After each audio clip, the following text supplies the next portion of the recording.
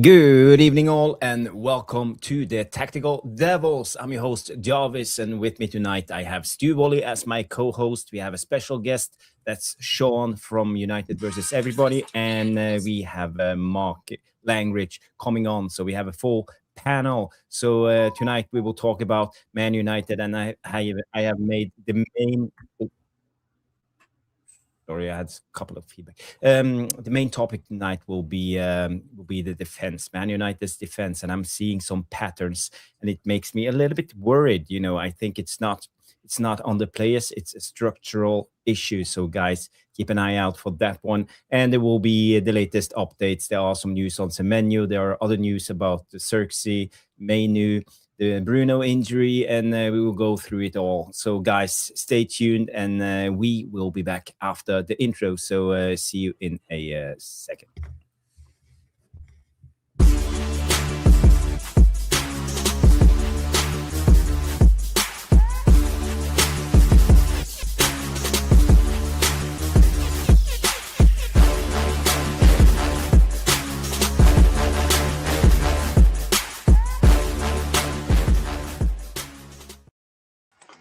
Yes, boom, boom, boom, boom, and we are live. Jarvis's Corner, Monday night, 9 p.m. or 5 minutes past 9 p.m. But you know how Jarvis is always coming in late. But guys, girls, I hope you are okay after yesterday's loss against Aston Villa at Villa Park. We lost the game 2-1. The more I think of it, the more it angers me that we didn't get anything out of that game. I think we played pretty well, but not good enough to beat an Aston Villa. And also, when I read about Mr. Good Evening's comments after the game, I think it was a tactical choice from him to sit a little bit back.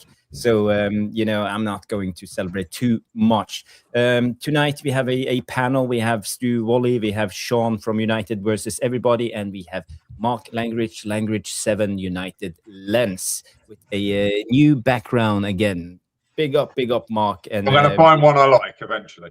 Yeah, it looks good. Nice. It looks good. Looks good. You have a lion there, and I don't know what's. Is Stu's the only one who's going to maybe recognise the background. Do not mention it, Stu. Do not stitch me up. I have edited well. Yes. Okay. I won't say a word. Yes, and the lovely Mr. Woolley coming in from his new office. Yes, it's still not painted, but it's going to be in the new year by the time I really get round to painting this. But I'm off now, so Christmas is coming. I love Christmas. We've redecorated the Christmas tree. The girls wanted to go blue this year, so we've gone blue tinsel, blue baubles. But I'm going to put some red on there tomorrow because I think that'll look quite good. So no, I'm really looking forward to Christmas. Watched the Christmas movie earlier on this evening. So yeah, it's all good. We're just all over the place. We're just in turmoil.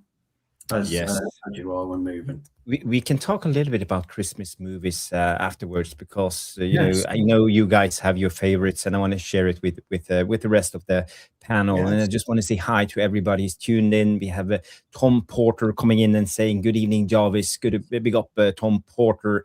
Jamie Wayne is in the house. We have Catherine Non-Nonsense McDade always coming in early. I hope you're well, Catherine. Good to see you. We have Grace coming in and talking about the thumbnail. I was actually thinking of you, Grace, when I made that thumbnail. It's for you. First I had a picture of Luke Shaw, but Dalot is so much better when it comes to making thumbnails. So big up, Grace. We deserve betters in the house. All roads leads to Dalot. I'm not going to single out any of the players tonight. I'm going to talk about the structure and how Ruben Amorim sets up this team, and I feel we are a little bit disjointed. I was watching Sean's show tonight on United versus Everybody, and we were talking about the defense and why United keep leaking goals, and it suddenly came to me, thinking of it, trying to clear my mind. So I will have a word or two about the defense. We have I am Titanium Belalis in the house. Big up Danny B. Big up Irish Pit Terrier. United Lens is also in the chat. You're everywhere, Mark. Well, I was here on time, so I was having a chat with the people. All right, all right. We were in the we were in the green room waiting for you, You're in but the green room and I'm on the wrong link. I was like, well, is this going? I was late. Well, it's just the way it is.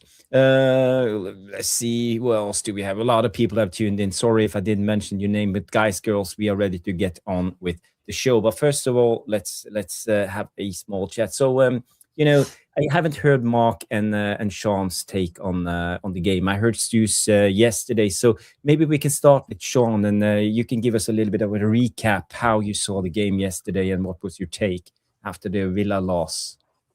Well, like I said, I felt like I had watched a different game than a lot of creators, a lot of people online, because I saw a lot of people talking about how they thought we deserved to win and how they liked what we saw. I felt the exact opposite. I was super frustrated watching that. I did a watch along and I was just livid the entire time. I just thought it was just not good enough. I think we weren't clinical enough in front of goal. We weren't good enough in the back. We were too slow. We were taking 2 or 3 extra touches on the ball trying to build out, and we were either losing it or the opportunity to maybe get something forward was just lost. It was just frustrating watch altogether. I didn't think we deserved anything from that game, to be honest with you, but I feel like a lot of people felt the opposite. So maybe I'm wrong. I have no idea. Yeah. So, but what about the performance? You didn't like the performance, or what do you think was missing? I just thought it was a lot of little individual things. I thought obviously Euro not in a really good run of form right now, and I think yesterday was just another example of that. Heaven, ironically, is looking better and better every game, but he's still young. Ugarte, I don't really rate Ugarte all that highly, especially on the ball. I just think he offers nothing. Bruno obviously going down. I thought Cunha a bit wasteful. A lot of people talking about his header. Was more frustrated with that early chance he had that he put wide by about a foot or two. Thought that should have at least been on target. Shesko still getting fit. Dalot frustrated me, but I just don't really rate Dalot. I think when I've said it many times in the channel, when 1 or 2 players maybe have an off day, you might be able to get away with it. But you have so many people who just are not doing good enough on the day. It's going to come back to bite you after the final whistle. And I just felt like that was the case. I thought we played into Aston Villa's tactics. Like you said, they're maybe sitting deep. I thought they just let us do that. And we left a lot of space in behind. And I just didn't like it. I didn't like what I was watching. No. I was quite positive, even though we lost, because I felt we tried something different, and I liked what I saw. I liked that we tried to control the game. I liked that we kept hold of the ball. We tried to keep a certain kind of rhythm of the game. I think we didn't try to rush it all the time. I was very worried because we have the rest defense of 3 and 1 when we have the 3 center backs and Ugarte. I felt we were vulnerable on transition, but again, we didn't have too many losses, of the ball in critical situations. I think it was worse against Bournemouth, but they had a couple of chances on transition, but I felt that we had a little bit of progress actually in yesterday's game. But again, I think we got to know when to speed it up and when to slow it down. So it's still lacks a lot. But I feel if we do this every game, I think we will be on the right track, because I think this is how proper football teams play. We actually hold on to the ball. We try to do something with the ball, and I'm not the biggest fan of just kick and run and trying to transit counterattack all the time and go direct. I don't think it's sustainable. But Mark, I didn't get your comments on the game yesterday, but we talked a little bit on the WhatsApp group. So how do you feel now after yesterday's game? I think I am probably more in Sean's camp. But the reason you're talking about, we controlled the ball. No, they let us have the ball. I say every Monday when I'm on here, the best way to beat Manchester United is to give them the ball, wait for the Hollywood pass, wait for them to not play a 5-yard pass and counter-attack them. And both goals, or nearly every goal we concede, is that kind of transition. through the midfield where we overplay in the final third because they sit in a low block and we cannot chase them back the other way. So I think the first 15, 20 minutes was a bit positive. There were some great little runs in from Sesko, penetrating balls, Sesko, Mount, step over. And I thought, oh, yes, they're finally making the, you know, second, third man runs, which I've been talking about. The 10s need to penetrate, and if the striker's not going to go in. But then that went out. That was more luck than judgment, because if it doesn't keep happening, you know, what do? They just sit back. We were probably unlucky that they had Martinez come back. He wasn't expected to start by most Villa channels. They were still expecting the second choice keeper to start. But it's hard to say. Did we create chances, or did we find a yard of space to just throw the ball willy-nilly into the box? Because that's what it felt like. Martinez was just claiming the ball for fun from corners. He was claiming the ball from just chuck it in the box, chuck it in the box. That's desperation. If we're going to do that, let's hope Harry Maguire gets back fit and we put him up front, because that's how Harry Maguire scores his goals. Well, even Dalot's long throw-ins were right to Emi Martinez over and over again. Long throw into who? We don't have any height on the team currently. Yeah, exactly. So you get rid of that tactic. You use a long throw to go in behind and let runners go in behind. So you do it from the halfway line. You don't start doing it. Stu, you must have been watching going, having an absolute field day. They got the height, just every ball, bang, head it away, or just let it over my head for the keeper to take. And that's what they did. I would have been yawning for most of that game. But yeah, Euro, I think I'm understanding what Euro's problem is. I think it's a mentality, age, and I'm a right centre back. I'm not a right back / right sided centre back of a three. And he's good mates with Mainu. He's young, so I think he's probably the most likely to be dropped out of anyone. Heaven, I think, is playing out of his skin for his age and his experience level. To be asked to play in the middle, we've spoken about it before, might be the easiest place to play out of those three positions, but it's certainly the most sort of disciplined. You've got to be the one sweeping when those two step, or vice versa. If they step up, so you step up and they don't come across, you got to know that you can't challenge for that ball and drop off again. You know, so yeah, it's a step forward, but during the game, it's like you take 2 steps back, and that's what this show is going to be about. The defending, great. We're going to sign Semenyo. Whoop-de-whoop. You know, we're going to ask another attacking player that's going to leave a bigger gap at the back. So there'll be plenty to talk about if we're going to talk about the defence, because it's a team aspect. You defend as a team and you attack as a team, and right now we only do one of those two. Yeah, but I think that's the clue. You know, this is where I got this idea. You know, because I feel we're not conceding goals because of mistakes. I feel we are conceding goals because of a chain reactions of mistakes leading up to a goal. We analyzed a couple of the goals yesterday, Stu. We looked at it, and you know, it's easy to single out young Lenny Yoro when it comes to this, but when you look at the first goal, I would clearly blame Ugarte for not doing his role, pushing out, and you know, he letting Rodgers cut in from that side, you know, and Ugarte as the number 6 just drops down in front of his own goal instead of pushing out and doing the job as a number 6 should do. And also on the second goal, you know, we see clearly mistakes from Dalot, for example, you know, letting that cross come in. Bad communications, even from Licha. Well, you won't have any communication because of their age. They will not communicate. They haven't learned that. They're different nationalities.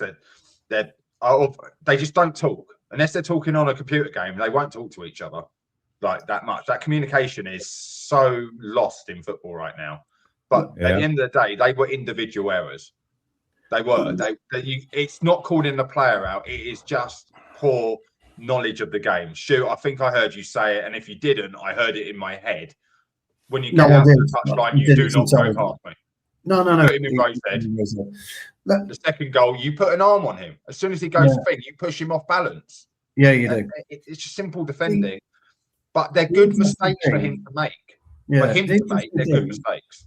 The interesting thing is, and I've been thinking about it while we've been dicking around in the house today, and I've been thinking about a lot of stuff, and I'm not suggesting by any stretch we give Aston Villa any credit yesterday, because I didn't think they were brilliant, Aston Villa, but you can't underline football intelligence. You just can't escape it. You can't move away from it. You can't do anything about it. If somebody is more intelligent than you on the football pitch, it's a killer. Intelligence kills on football. It always has. Common sense and intelligence are the key areas. One of the big things I've always used to say when, and still do when I coach, use your brain first and your feet second, because your feet follow what your brain says. So when you get the ball, you utilize what your thoughts are. And we're talking about last night, the Devilish Tactikas were talking about hammering. But all we've done since we started the show tonight is talk about individual errors. And you cannot, for however you want to, as a coach, there's nothing you can do about an individual error on a football pitch. I've done it myself. The ball's come into me and I've thought, right, as the ball's come into me, I'm just going to sweep it 5 yards right. And I've totally taken me off the fucking ball. It's gone under my foot. Before I know it, the striker's in on goal and he scored. That's my error. It's got nothing to do with coaching. It's got nothing to do with position. It's got nothing to do with anything apart from me. And this is the biggest bugbear I think I've got with football today and footballers today. You know, when you look at footballers from yesteryear, I'm talking about Garrincha up in the top left as I look at him. I'm talking about Kempes. I'm talking about Maradona. Talking about legends of the game that use their brain first and their individual talent second. Dennis Bergkamp, brain first. I mean, his brain was phenomenal. Henry, brain. You know, Ødegaard, when he's on form, brain. You know, it's just all about brain first, thought process second. And the Lenny Yoro thing was, Jarvis is right. Agate should have cut it out, but yet Yoro can't allow it to develop. So there's two areas of issues you've got there. You've got the Agate issue, and then Yoro not putting Rodgers. There's other issues too. We can go through that goal, but okay, continue your thoughts. Okay. But But my thoughts are that when the ball comes to Yoro, however it gets there, it kind of gets there. It's still Yoro has got to deal with it. You know, he has to deal with it. And you talk about Martinez, both of you did, you know, catching the ball. He's the one that's decided, thank you very much, and away we go. He's the one that's made that determination. I'm going to come and I'm going to catch it. So I guess what I'm saying is, and you know, nobody agreed with me last night, and that's absolutely fine. You know, I like it that people don't agree with me, but I just view football from the intelligence side of it first and foremost. The rest should really follow. But somebody said, where is it? Somebody said, and the man said, common sense has left the room. You're absolutely right. Common sense is gone. When you cross that white line, we're all footballers, every single one of us. When you cross that white line, you are responsible. Your area, your zone, your communication, your movement, your distribution, your shooting, your passing, your heading, you know, your fouling. You are responsible for everything that you do on that football pitch. And that's just sadly life, you know. So yeah. Before we go through, I'll show you what I mean about all these small errors leading up to the goal. We have a super chat coming in from Bilal. Yes, so thank you so much, Bilal. And let us bring up coming in with. Let me play you the tune. Thank you so much, Bilal. It was the wrong one.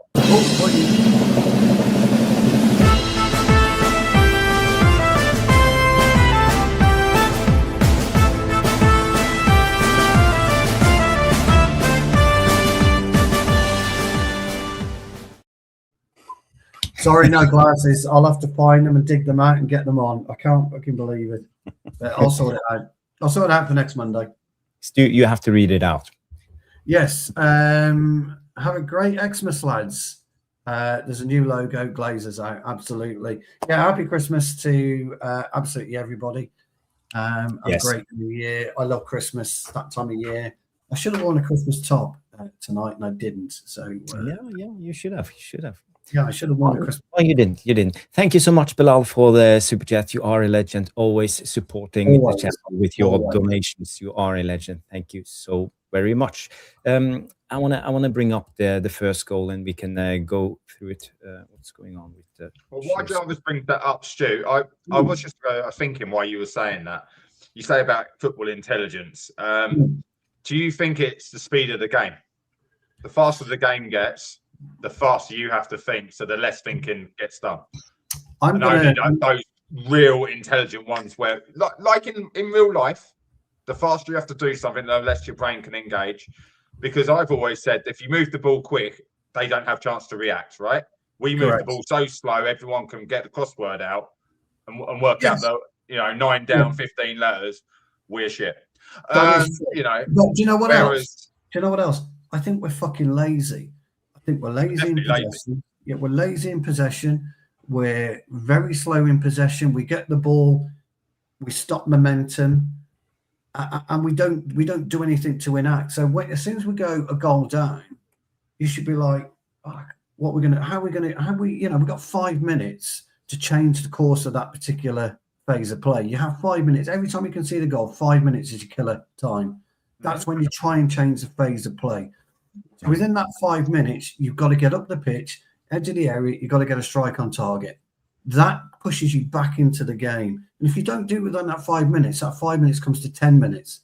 10 minutes becomes 15 minutes. You're chasing. Yeah, and you're chasing the game. And that's where gaps appear. It always does and always will do. I'm just talking more about what you said about Euro and a few of our players with the intelligence. Because of the extra work they're asked to do now with the wing backs and the bigger gaps. If I'm playing a cross-field ball, if I'm the right back and the ball's on the left, I can give my player 10, 15 yards.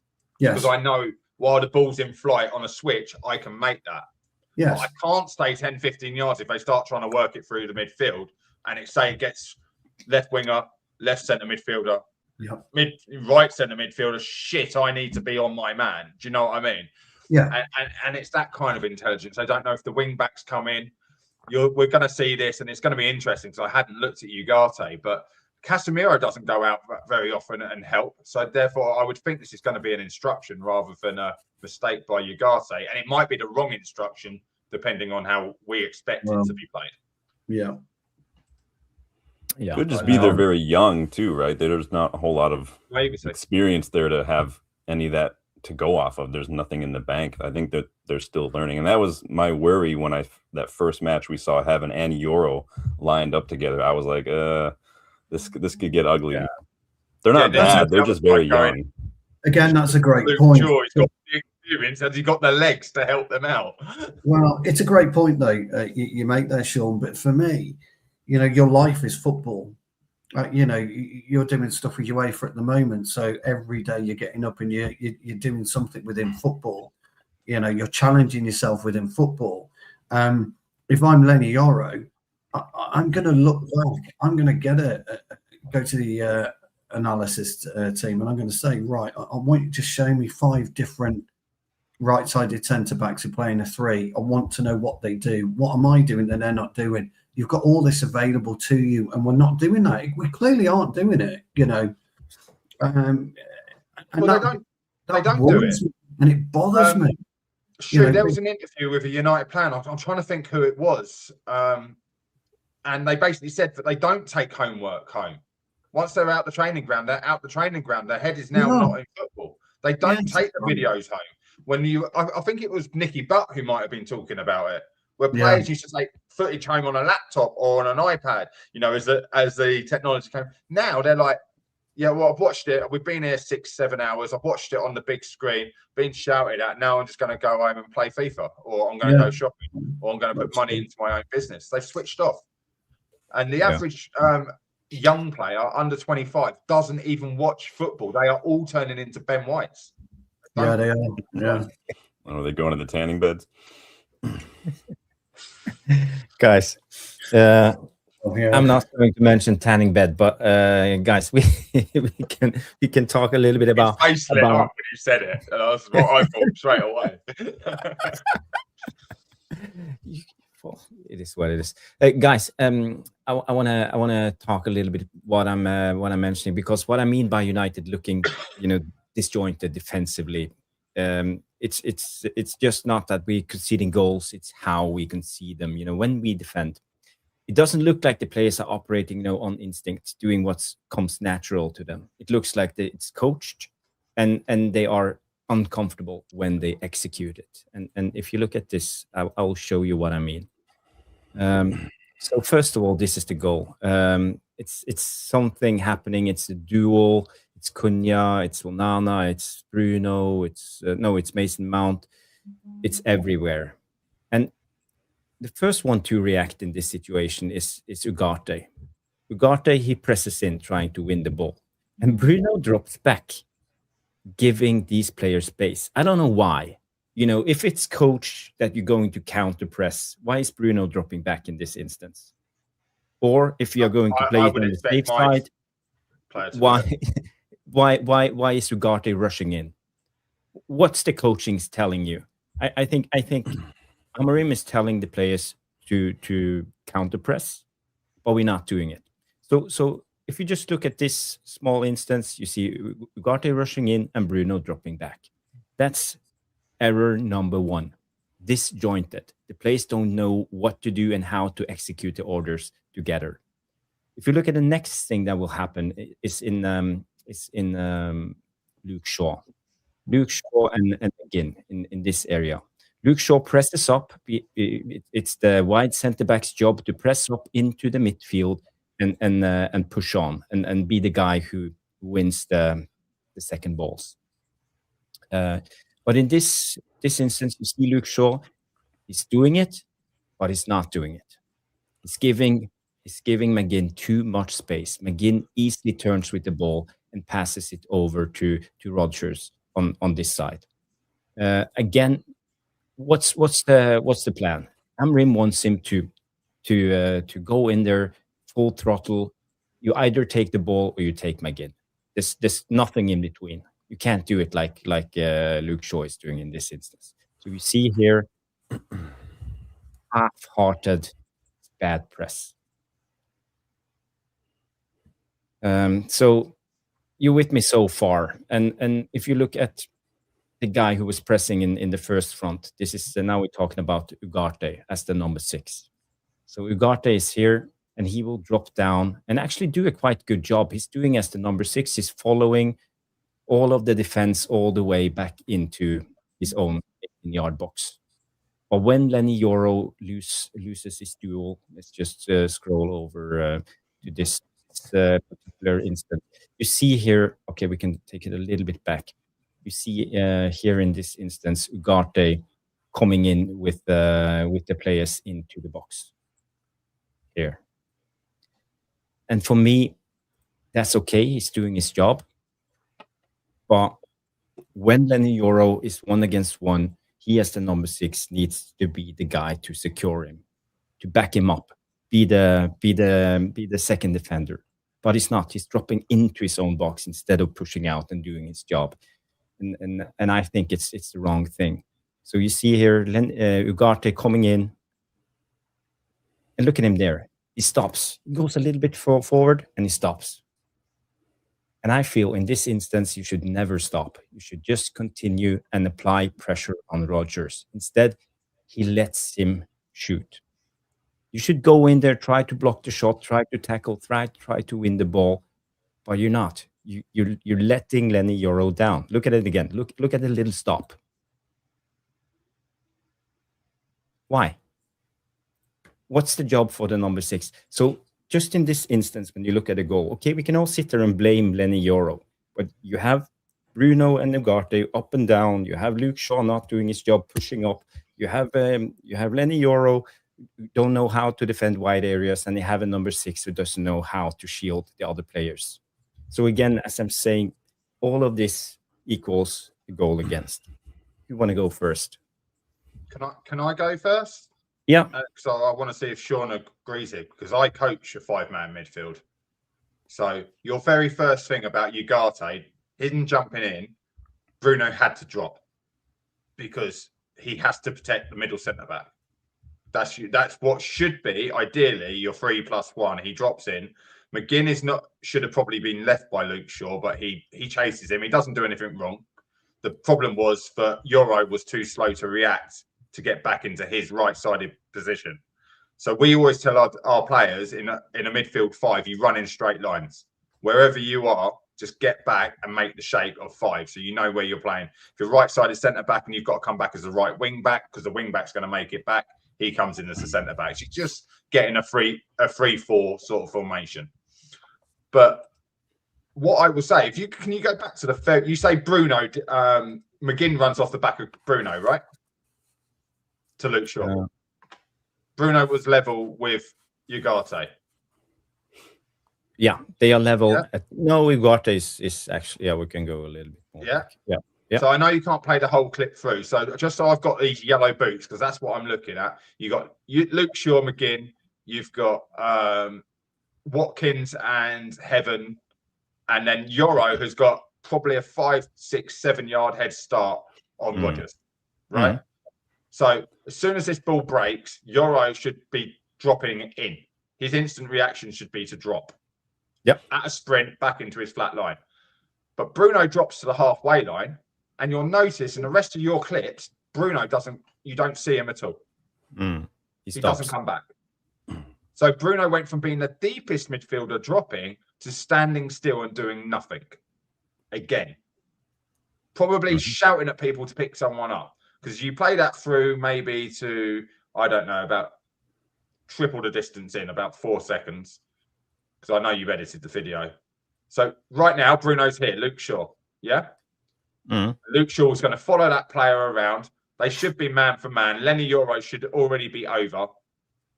But he's covering because Ugarte's coming through the middle. He's not sure if Ugarte's seen the player because Ugarte's still faced up. Yep. The only mistake I feel Ugarte makes is the very first one and the very last one. He jumped. Yeah, I agree. Casemiro wouldn't have jumped. Okay? Casemiro wouldn't have jumped in because he's a holding midfielder. But Bruno done the right thing in that aspect. When one player jumps for the press, one has to drop because otherwise that's where we get countered. So if you go on another 3 seconds. Yep, 2 seconds. No, 3. See, Bruno's already getting ready to start walking. The cross-field ball, Bruno, from where he is, should probably level with the ref right now because that ball's been spread. He should be on a sprint coming in to make a 5-man midfield. Dorgu is on the chase back. Dalot is still already way too high. The ball is over his head. Okay, so we're talking about ball in flight here. Where's the ball going to go? As soon as the player turns out to the right, you've got to drop into your back four. You know, when you've got 5-man midfield, one will be inverted on the far side, one drops in deep. Go with your runner. So Euro's having to go out because Dalot is too high. Yeah. That's where your 2v1 should have been. If you keep playing, you notice Bruno has now disappeared from the picture. Yeah, he's walking. And that's where we lose our +1. We're now man for man. Dorgu is the furthest player from the ball trying to get back. Yeah. And you see the Villa player just starting to come in. And I believe that's Luke Shaw coming back in the middle. This is Luke Shaw here. Yeah. So all these mistakes happen, but we haven't got the numbers back to cut that out. Euro goes out, he gets square on and he gets beaten. And that's what happens when you square the player up. He's just got to shift it and you can't change it. The only chance he's got is to hang a foot out and give away a free kick, which... But he comes in too fast. He should have flattened him. But he comes in too fast because he needs to cover that, to shorten that distance. Because he didn't react quick enough. Okay. But also, you know, he was worried because he had 2 men when the attack started. He needed to keep an eye on Rodgers and on Watkins in the middle before Ugarte came back. So Dorgu has almost got back in. Dalot has almost got back in. And we have our entire back 5 with Ugarte swapping for Luke Shaw. So right now, we don't have a +1. So all this happens because this big void space in the middle is there. And as you play it on, even when you finish the clip, the other midfielder does not come back. And that's what I feel. So we can make individual errors, But some of those players might be doing what they've been coached to do. Ugarte has come out. He's on the corner of the 6-yard box. Right, now you can't go near post. You've got to go around me. And Morgan Rogers did that twice in the game. And it's a hell of a finish. I'm not taking anything from the finish. No, yeah. With the finish. But for me, I would like Ugarte to be here. But they do this now, Jarvis. Because if he comes here, he would force Rogers to take another touch and go even further out. But now the arms go behind the back and they try. They don't take it. They turn. They're scared to get hit. They'd rather stand off and say, put it past me, rather than charge it down. Those days are gone. We see it in many a team. We did it. That's why Cunha managed to bend that one. He didn't get charged down. The guy stood off him. He bent it around him. It's just the way football is. They're scared. They're scared of giving away a handball. All right. Well, I think you made a lot of good points. I can counter that, but I'm not saying Bruno made a mistake by dropping back. I'm not saying Ugarte did a mistake by pushing in. For me, it's just what I call disjointment. Are we pressing as a team? Are we going to counter press? Are we the new heavy metal Jurgen Klopp counter press team from the 2017, or are we not? We've seen this with Man United now in the last 5 games. We are actually quite good in this press, but suddenly we're not. We have to defend in a block, and we're not getting the block because people don't want to work hard enough to come back. Yeah. So and that's what, I don't know. By losing Mbumo, that's what we lost. Remember how many times you saw Mbumo coming back into the 18-yard box? What he was doing.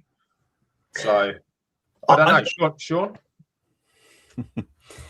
Yeah, well, firstly, the Euro, to me, that's what I mean in that moment where he and Rodgers are tight on the touchline. That's what I mean about experience from youth, because I feel like a player who's 24, 25, 26 would have just fouled him. They would have just said, we're just going to push that. We don't need to deal with any of this shit. We're going to foul you. We're going to take the free kick. We're going to regroup. That's what I mean about the experience in that kind of moment, that gamesmanship in that moment. And that's what I think he'll get. What concerns me in that clip was Dalot's positioning, because we saw Euro very high, not level with his other center backs, because Dalot, and I show this on my reaction earlier, Dalot's average position during the match was almost parallel with the opposition 18. He was so high up, and in that clip we didn't even have the ball, and he's so high up. So now Euro's got to go cover Rodgers a little bit, and he's leaving space. And I think what is underrated in that clip too was a movement of Watkins. Watkins looked where Shaw was, saw that Shaw had McGinn on him, curled his run towards Shaw. So now Shaw's got 2 players that he's got to look out for, and now he's also pulling Heaven towards him, leaving more space off our right side where it's just Euro and Rodgers and nothing but space over there. Is it this situation you're talking about? Yeah, so if you look at Watkins Watkins is right here next to Heaven. He sees the situation happening as it is right now, and he curls his run right there because Shaw's going to be moving towards McGinn. So he's pulling both Heaven over there, and then Shaw right here has no idea who to mark right now because he's got Heaven, he's got and Watkins is going to take advantage of that and run towards Shaw. Good spot. Yeah, I didn't see that. If McGinn plays it first time, just round Luke short, it's a 1v1 foot race. And that's what I would have been scared of. And I would have asked my defender, don't go in there. He's in his own half. Stay 2v1 on the centre back. Let him run at you. And you can see Dalot up here at the top of the screen. And that's why Euro is marking him, because Dalot's not really doing anything. He's waiting to receive a ball that's never going to come. Yeah, but if we go back to the tactical board, after analyzing the game a little bit more, we set up in almost a 3-1-3-1. No, 3-1. Before you do that, Paul, let me throw a spanner in the works. Before you do this, let me chuck a spanner in the works, because I've rewatched this goal as well, and unfortunately, I am going to go in on Euro, because both you guys are absolutely right in terms of the way that we're set up, but Euro's a more experienced right back, full back, right centre back. Me, for example, would have stood my ground and blocked off. Yeah, Rodgers. And once I blocked him at any point. No, I'm talking here. I'm talking in that position there. When Rodgers started to come, I would have held my position and I would have blocked it and turned my back. Then I would have sprinted. And the reason I've done that He says, I've guaranteed myself 3 yards. And Yoro's quite quick. I've guaranteed myself that space by walking into to Rodgers, pushing him and turning. That's it. Yeah. Now, you guys are absolutely right. The Watkins thing is perfect. It's well spotted, John. I totally agree with you. But this is where Luke Shaw didn't use his experience and should have used his experience. And this is where Jarvis is 100% right. So are you, Mark. The Agate and the Bruno thing is a bit of a kind of red herring in this particular setup. From a defensive point of view, it's a bit of a red herring, not a big one, just a tiny bit. I agree with you, Jarvis. There's no way Agate should have been diving in there. They should have allowed the play to develop. And when you allow it to develop, that's just Ugarte, right? That's just how he. Yeah. And when you allow the play to develop, Rodgers is going to almost certainly walk into Yoro, and that's where you stop Rodgers. You stop Rodgers at source. I've watched it back. I hadn't had a chance to really concentrate on it last night, my old mate. No, but I watched it back today, and that's where I'd have stopped him at source. The rest is right. Shaw was weak, and in fact, what I would have done with and I think you were alluding to it, Mark. I'm not quite sure. I would have gone close to McGinn, but I wouldn't have gone tight on McGinn. And the reason I wouldn't have gone tight on McGinn because I know he's a left footer.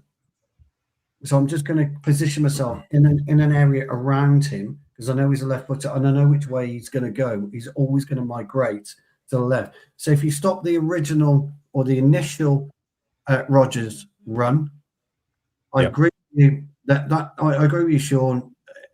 There's a decoy there with Watkins, and if once you stop that, I guess what I'm saying is once you stop the original Rodgers run, there is no ball out there from McGinn. There's nothing. And an experienced defender might have done that.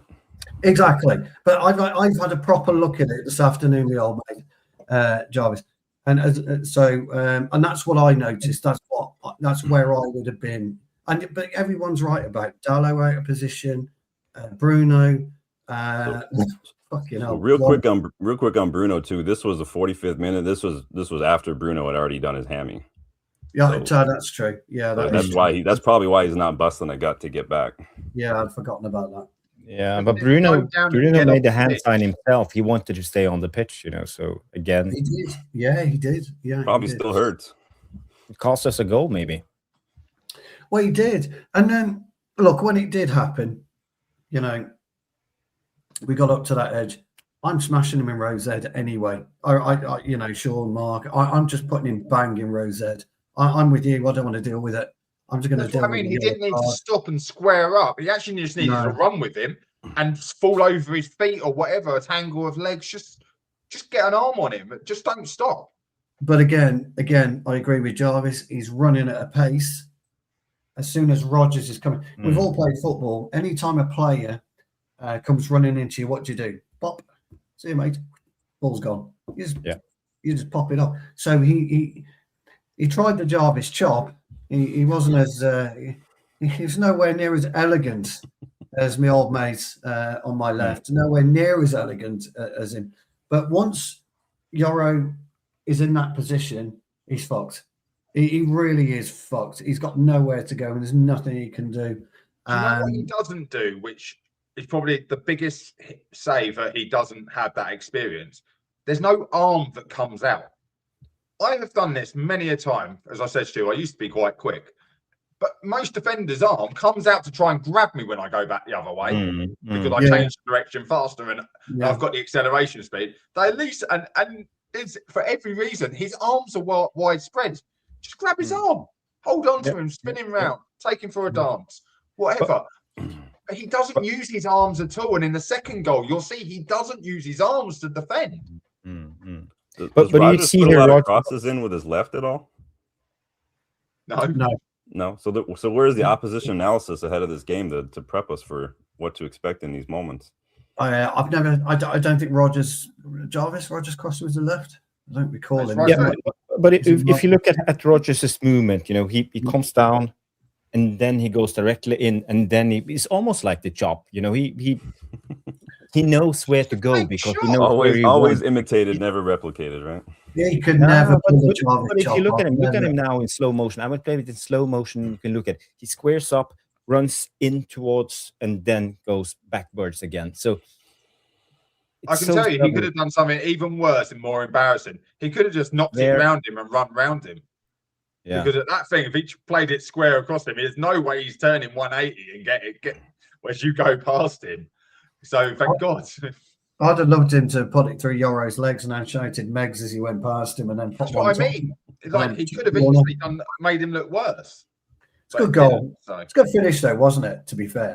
Oh, the finishes. We have another super chat from Bilal I Am Titanium coming in and say, love all the different perspectives this channel brings. Thank you so much. It means so much. You know, this is why we create this space. It's I don't think it's any right or wrong answers when it comes to football. And, you know, us sitting here and talking about it, you know, I realized new things. I didn't see the Watkins thing. Brilliant spot from Sean. Yeah. And Mark, I agree, you know, someone needs to drop down. I always talk about the rest defense. But from my perspective, I feel we should either bomb on or we should drop back, you know, in those situations. So, it's nothing in between. That's my thoughts. Jarvis. Yeah. You're saying about the rest defense. Do you think then Bruno can't run?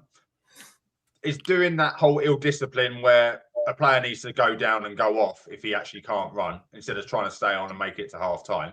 But do you think he told Ugarte, I can't close, so now you've got to go and do it?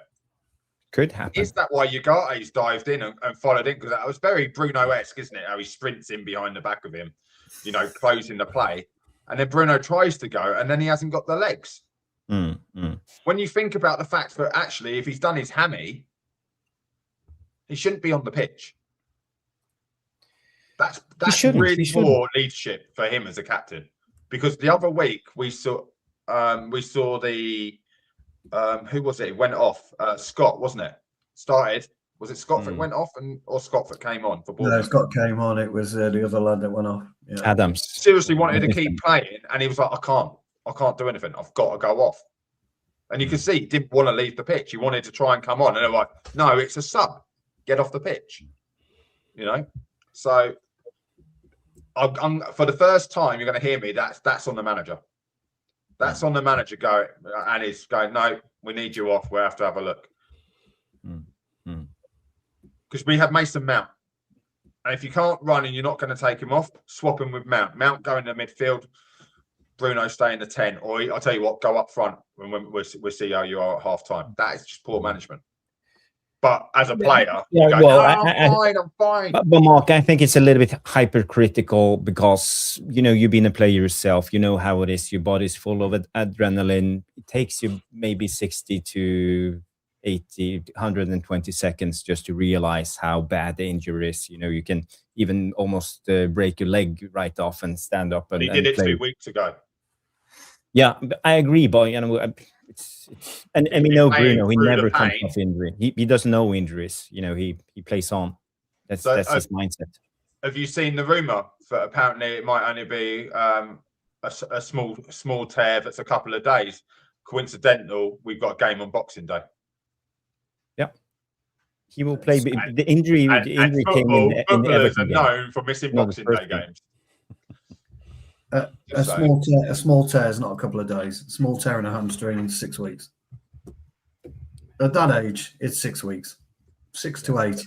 If it's a tear in a hamstring, if it's a strain, you might get away with 3 weeks. I've just said it's Amarin's comments that have been picked up on it. Yeah, I know. I did read. Yeah, I agree, but they got the MRI scanner on there. He'll be back in the scan. He'll be in the scanner today. Yes, yeah. It depends what swelling there was. I mean, again, if it's a strain, there'll be very little swelling. Well, he walked out at half time. So I'm going to say, shoes, you know, like when you feel a cramp, you feel the knot in there, maybe, but what it is, you ain't walking out. Yeah, he's. I think he's felt a cramp. Yeah, I think that's what it is. I think he's felt a cramp. Quick question from End the Madness, Jarvis. Tell you what, we're gonna miss Bruno. So who's captain now? The lick this out. Casemiro, maybe. Yeah, 100% Casemiro, 100%. Or do you know who I'd give it to? Mason Mount. He's captain material. But do we know? There has to be like a hierarchy, an order of who's captain. Did you not notice who it got given to? It was Dalot, yeah, Dalot. Dalot. It's Dalot. Over the players that are on that pitch, Diego Dalot wore the armband. Over Martinez, over who's the other one everyone said should have been captain? Shaw, maybe. Sure. Yeah. Past captain of the club. We have that leadership group, so it's probably going to go to one of those guys. Yeah, we went to his brother-in-law. Keep it in the family. Keep it in the family. To be honest, give it to him at Christmas. To another. Just saying. It wouldn't necessarily bother me. He was captain anyway. I don't really see it makes much of a difference. Who captains us on Friday? No, I agree, but there's still a hierarchy where you go, really? That's like saying Harry Maguire's on the pitch and you're giving it to Dalot. Really? Yeah, it's just I don't. I think Casemiro will probably get it, but I just don't see it. Mm-hmm. Yeah, it doesn't mean anything anymore. It used to mean a lot, but it doesn't mean anything anymore, captain. I see the chat saying Lisandro. He wasn't on the pitch at that point. He came on at half time, so the armband had already been passed. So I'm sure Dalot's like, no, I'm not passing that on to anyone. That's mine. That's why Dalot was so high up. He was staying as far away from Leach as he never went in for half time. He stayed out on the pitch. Dalot's one that's got a captain's armband in his bag, isn't he? He carries it around with him just in case. Yeah, no. He was like, "What? I can't hear you. I'm gonna." He's the new equivalent of the Nevilles. The Nevilles are doing their warm-ups. He's doing, got a spare captain armband. It's under here, look. Yeah, I brought this one from home. Yeah. Didn't do my size. Oh, no, because that reminds me of the last season. We changed captain and the armband didn't fit around his bicep. It was absolutely hilarious. Yeah. This club. But guys, I want to just roll back to what I'm talking about, and you know, I mentioned a little bit about it's like looks like everything is coach in theory, and they know partly what to do, but they look really uncomfortable when they are going to do it. They hesitate for a split second, and I think that's enough for us to lose composure and lose the formation in a way. So. You know, and that hesitation, that's a massive red flag because we have only one game a week. And what's the reason? Why can't we get this team drilled? You know, we look at other teams. Look at De Zerbi, for example, when he came in. That Brighton team, they looked super drilled in a couple of months. And Amorim has been in the job now for 12. You can't compare a low-level club to Manchester United because those players want to win. They want to go on to higher-level clubs. The problem, that's one of the biggest problems, is the mentality. Okay. So Acuna and Mbeumo have come up to us and they've probably brought a higher standard into training. But problem is, they're going to fall to the side with the shit, you know, because shit rolls downhill and covers you. De Zerbi, I've been on that training ground, how he laid it out like a chessboard and everyone had their square. If you're in this square, I want this person here. It's beautiful to watch from a coaching point of view. You totally get it, but you have to have that discipline of the manager's right rather than I'm right. And the higher you go up the league, the less that's there. The only club we know it to be correct at all times was Man City. Arsenal took almost 8 years to get where they are now. Mm-hmm. Well, did you hear Pep Guardiola when he talked about the players coming back from Christmas holiday? He will do a weigh-in after 3 days. If anyone have gained a pound, you know, they wouldn't play. They would stay in Manchester. They wouldn't go to Nottingham. That was his words. Yeah, Haaland turned around and said, "Fuck off." Well, you know, but I think he keeps a tight ship. And you know, as a manager, I think you're allowed to. But again, you know, my question goes to Stu and Sean. Why do you think we can't get this team properly drilled? Why still do players look uncertain in situations like this? But because, you know, after 12 months, it shouldn't be a question of what to do. They should know what to do right away. And especially with one game a week. Look, I'll be quick here, Sean. Footballers are robotic. They're just robots.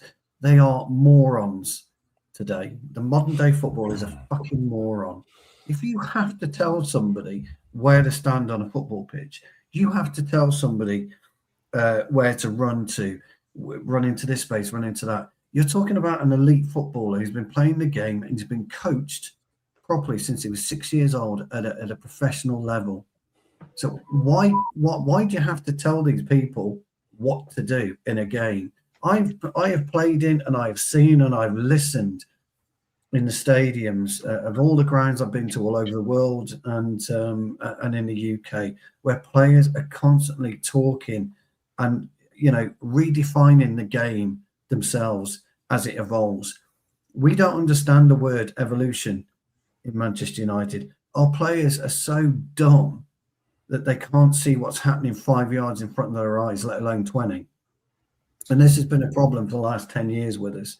You know, as much as players require coaching, they don't. They need guidance. It's just guidance. That's all it is. But if you need guidance as a grown man, I'm talking about a grown man here. I'm not talking under 8s, under 9s, under 10s. I'm talking about a grown man. And if you can't watch what's happening in front of you, go and be a brickie.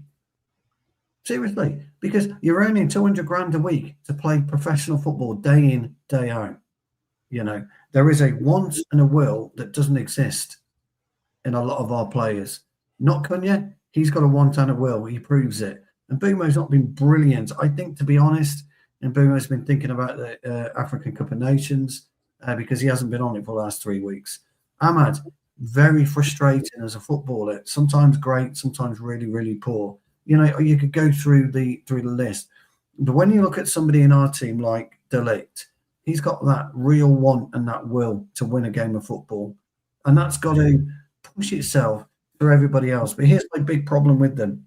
Here is my big fucking problem with them. If you can't demonstrate that and motivate yourself as an individual, as a man, as a footballer, then I don't get it. I don't understand it. Where's your excitement about playing football? Where's it gone?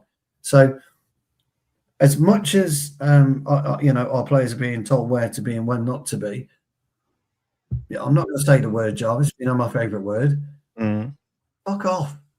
I know where I need to be right now at this point in the game. I'm not listening to you. I'm going to do what I need to do. And if somebody had a brain and actually took some responsibility on the pitch for once, you know, we may do something. We may get better, but they're not doing it. So I just think all footballers are morons. Ladies and gentlemen, that's Mr. Wally being brief. Yes, sorry. Brilliant comments too. I love that. I love a little bit of fire and accountability. We need to have more accountability in this squad. It was Sean's turn to talk. You remember what we were talking about?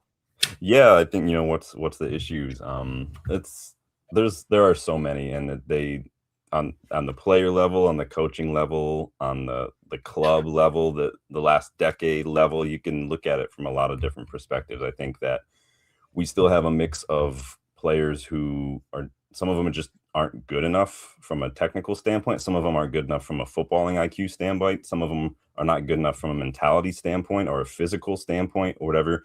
And we've got this weird combination of all those different kind of detriments in the squad right now, and it's not quite fitting in. And then I think Amram doesn't help, and I don't think that he's bad. He's a young, he's like Euro, but in manager form. He's a young manager. He's only 40 years old. I think he's still not going to be the finished article. Part of this is going to be a bit of growing pains. Now, it's United. You don't unfortunately have that time to do that at United. You just don't, because you'll get sacked. That's just the way it is. But I also think that does not help either. All this turnover rate that we've had in the last decade with managers hasn't helped. That's why we also haven't seen a whole lot of individual development from guys like Rashford and whatnot, is because they're learning new systems and whatnot every couple of years, because that's how long a manager lasts. And I think that a lot of that is down to the club. Ineos have a part to play. I think they had some priorities going into the summer, and they either didn't do that or they left it too late in the summer. So now you've got a whole preseason where Amram doesn't have the players. And we've seen this over and over again with any club, any manager. You don't get your players early enough for preseason, it's going to take that much longer for them to get bedded into your system and everything. That's why we didn't see Šeško for a while. We didn't see Mbumo right away. We didn't see Lamens right away. Ten Hag did the same thing with Casemiro and Ronaldo even. It's crucial. You can't wait until August to get your business done, especially coming into this summer with a World Cup. nobody's going to be making any moves for a month in the World Cup. Yeah. And so I think it's a lot of different things that have all just unfortunately combined to just this perfect storm of just shit show. I mean, sorry, it just is what it is. I am Titanium Bilal. He loves having you on, Sean. He wants you on every time, you know. So big up, Bilal, big up. Yeah, Sean. I won't charge you too much. I charge Liverpool fans double. Don't worry. Oh, absolutely. Okay. You know, Stu mentioned something. You mentioned guidance, Stu. Yeah. And we talked a little bit about guidance yesterday, but I will show you the second goal, and we can talk a little bit about guidance, because there were actually guidance going on in this clip, and I want you to pay attention to Lisandro Martinez and Lenny Yoro.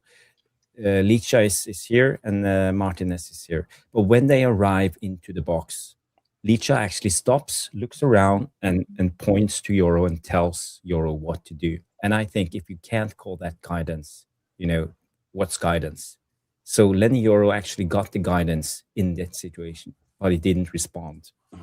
So we can look at all the begin shimmies and twists and turns, but first of all, I want you to notice the central area.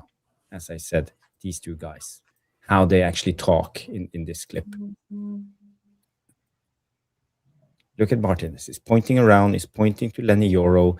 This is your man, Lenny Yoro. And Licha goes out to be the DM and take on the role on the zone. Jarvis, can you take that back? That's this zone. So Licha is actually going out. Yeah. Because I find this really interesting. It's guidance in real time. I don't think it's Euro he's talking to. No, it's Dalot he told to come across. It's not Euro, it's Dalot. He looks behind him. Look, he's looking at Dalot, the player behind him. That's not Euro coming across. That's Dalot come across because he steps out, which means that whoever this is on the right-hand side, on the edge of the D now, he's asking him to go with that runner because he's stepping out. That's how I take that. Where he looked as, okay. If I was looking at Euro, I'd only be looking in front of me, pointing to go across, or check your shoulder. But I wouldn't be looking almost 180 degrees behind you because there's a player on there, him coming in. But okay, let me just slow it down, because I think when it comes down into walking speed, he looks at Lenny Yoro first, and then he shouts a couple of things and points. I don't know, but I felt that he was talking to Lenny Yoro, but maybe you're right. Maybe you're right, Mark. So again, I don't know if you saw. He looked at Lenny Yoro first. Look at Lenny Yoro. He looks like he's in conversation with him right now. Yeah, but also after the shout, the player from outside the box steps into that player directly behind Martinez as Martinez steps out. They are definitely in conversation, or really, it does look more like argument because he's pointing at the player coming in. But something is going on in this picture, and I think it's guidance. I think Martinez, as the senior player, is telling at least Yoro, and I think maybe it's Mason Mount behind him what to do in this situation. But as Stu mentioned, maybe the players are not intelligent enough to take the guidance and do what's needed. So again, I feel it's a series of mistakes, and the end result is the end result. I'm with you on that, Jarvis. Nicely viewed there, because I think Mark's right, but actually he does point to Rogers. He points to Morgan Rogers coming across to Martinez. He is pointing to Dalot, but he's pointing about Rogers coming across. Now, again, you won't be surprised to know I've rewatched this goal as well, and what I've liked to see Yoro do, and I'm not, Jamie, we're not having to go at Lenny Yoro here, by the way. I'd like to see Yoro stay where he is and allow Rogers to go past him slightly so that he knows where he is. Now, people will say, well, you're allowing a free pass into the box, but you are and you're not, because the way that Rogers effectively gets the ball, I think it was off a deflection, how it kind of dropped to him. Slight ricochet, yeah. When you see where Rogers is, then you can start tracking him in and around. At no point did Yoro see him, or if he did, made no movement towards tracking him. And that was the poor element of it. And I think that's what Martinez was getting at. So I agree with you, Jarvis. He was telling Yoro to watch for Rodgers. Yeah. Either way, it shows that we've missed Licha, and he's brought something in that one moment that we haven't seen a whole lot of in the back line, which is leadership and speaking to each other. Without Harry, we've not had it. And that's why the two of them clash, I think, because they're both leaders. Well, they're probably we'll all good agree. mates in the pub. But yeah, I think we'll all agree here, lads. We're not in a bad position defensively. We've got a flat, pretty much back four in line, pretty much, give or take. We're just not aware of the players. And to be fair, Dalot got beat way too easy anyway, didn't he? Let's be honest. He did. Let's be honest. So. Yeah, but you know, when a defensive setup fits, players move, you know, without thinking, and United look like they are thinking while defending. And you know, the pace of the Premier League is way too high, so we don't have time to think. And again, I feel like players are out of position. They're not defending in their natural way. They're not feeling it. And I think this is where we are right now. And it's a work in progress. I understand, but maybe Amrim should simplify it a little bit. You know, maybe he should think of how he tells them what to do. You know, maybe it's micromanaging too much. You know, maybe you have to try to play on the player's strengths a little bit more. Jarvis, I'd probably agree with you if we were talking about him getting beat in the middle third. He's a fucking right back, and he's in a right back position. This is his bread and butter for his entire playing career. Well, this is what we see from Dalot. He puts no pressure on the ball in these situations. This is why I was talking about Lenny Yoro, by the way, but yeah, okay, yeah. Because that is back four right now. Back five is perfect. Look how straight that line is. It's a perfect back line. So to be honest, he's pushing him down the wing. The fact is, he can't move his feet. He's always been a poor defender of the ball, because we always used to say. And you guys used to say it when we had both, I'm sure. Defensively, you want Wan-Bissaka. Attacking, you want Dalot as your right back when we had the choice of the two. Dalot was better going forward. Wan-Bissaka, you got no chance getting past him in this position. Yeah? But look, he doesn't do anything. He just dip a little dip of the shoulder and go. Shadow pressing. Yeah, but look at his feet. He's set himself wide. His shoulders are square. He's done. Where all he needs is a hand in his back. Put a hand in the middle of the back and you'll feel which way he's going to turn. Put it on the shoulder blade. You know, Stu, you would have probably pushed him over the ball. You know, silly little things like that. But the ball don't come in. He would have been. Yeah. And you see that now because they widen their legs as if they're waiting for that and start leaning forward and fall over the top of the ball. Really soft fouls. Refs need to stop giving it. But that's all he needs to do. But right now, we're in a great situation. Even if that ball comes in, there is no reason we can't defend that. We're 4v1 in the middle around the penalty spot and man for man everywhere else. It almost looks like Dalot gives up at the end. You know, he doesn't throw himself in there trying to block the cross. He's not doing anything. He's just like jogging half speed. And it's worrying. Don't say that. Someone will cancel their subscription. But Dalot gives up. Yeah.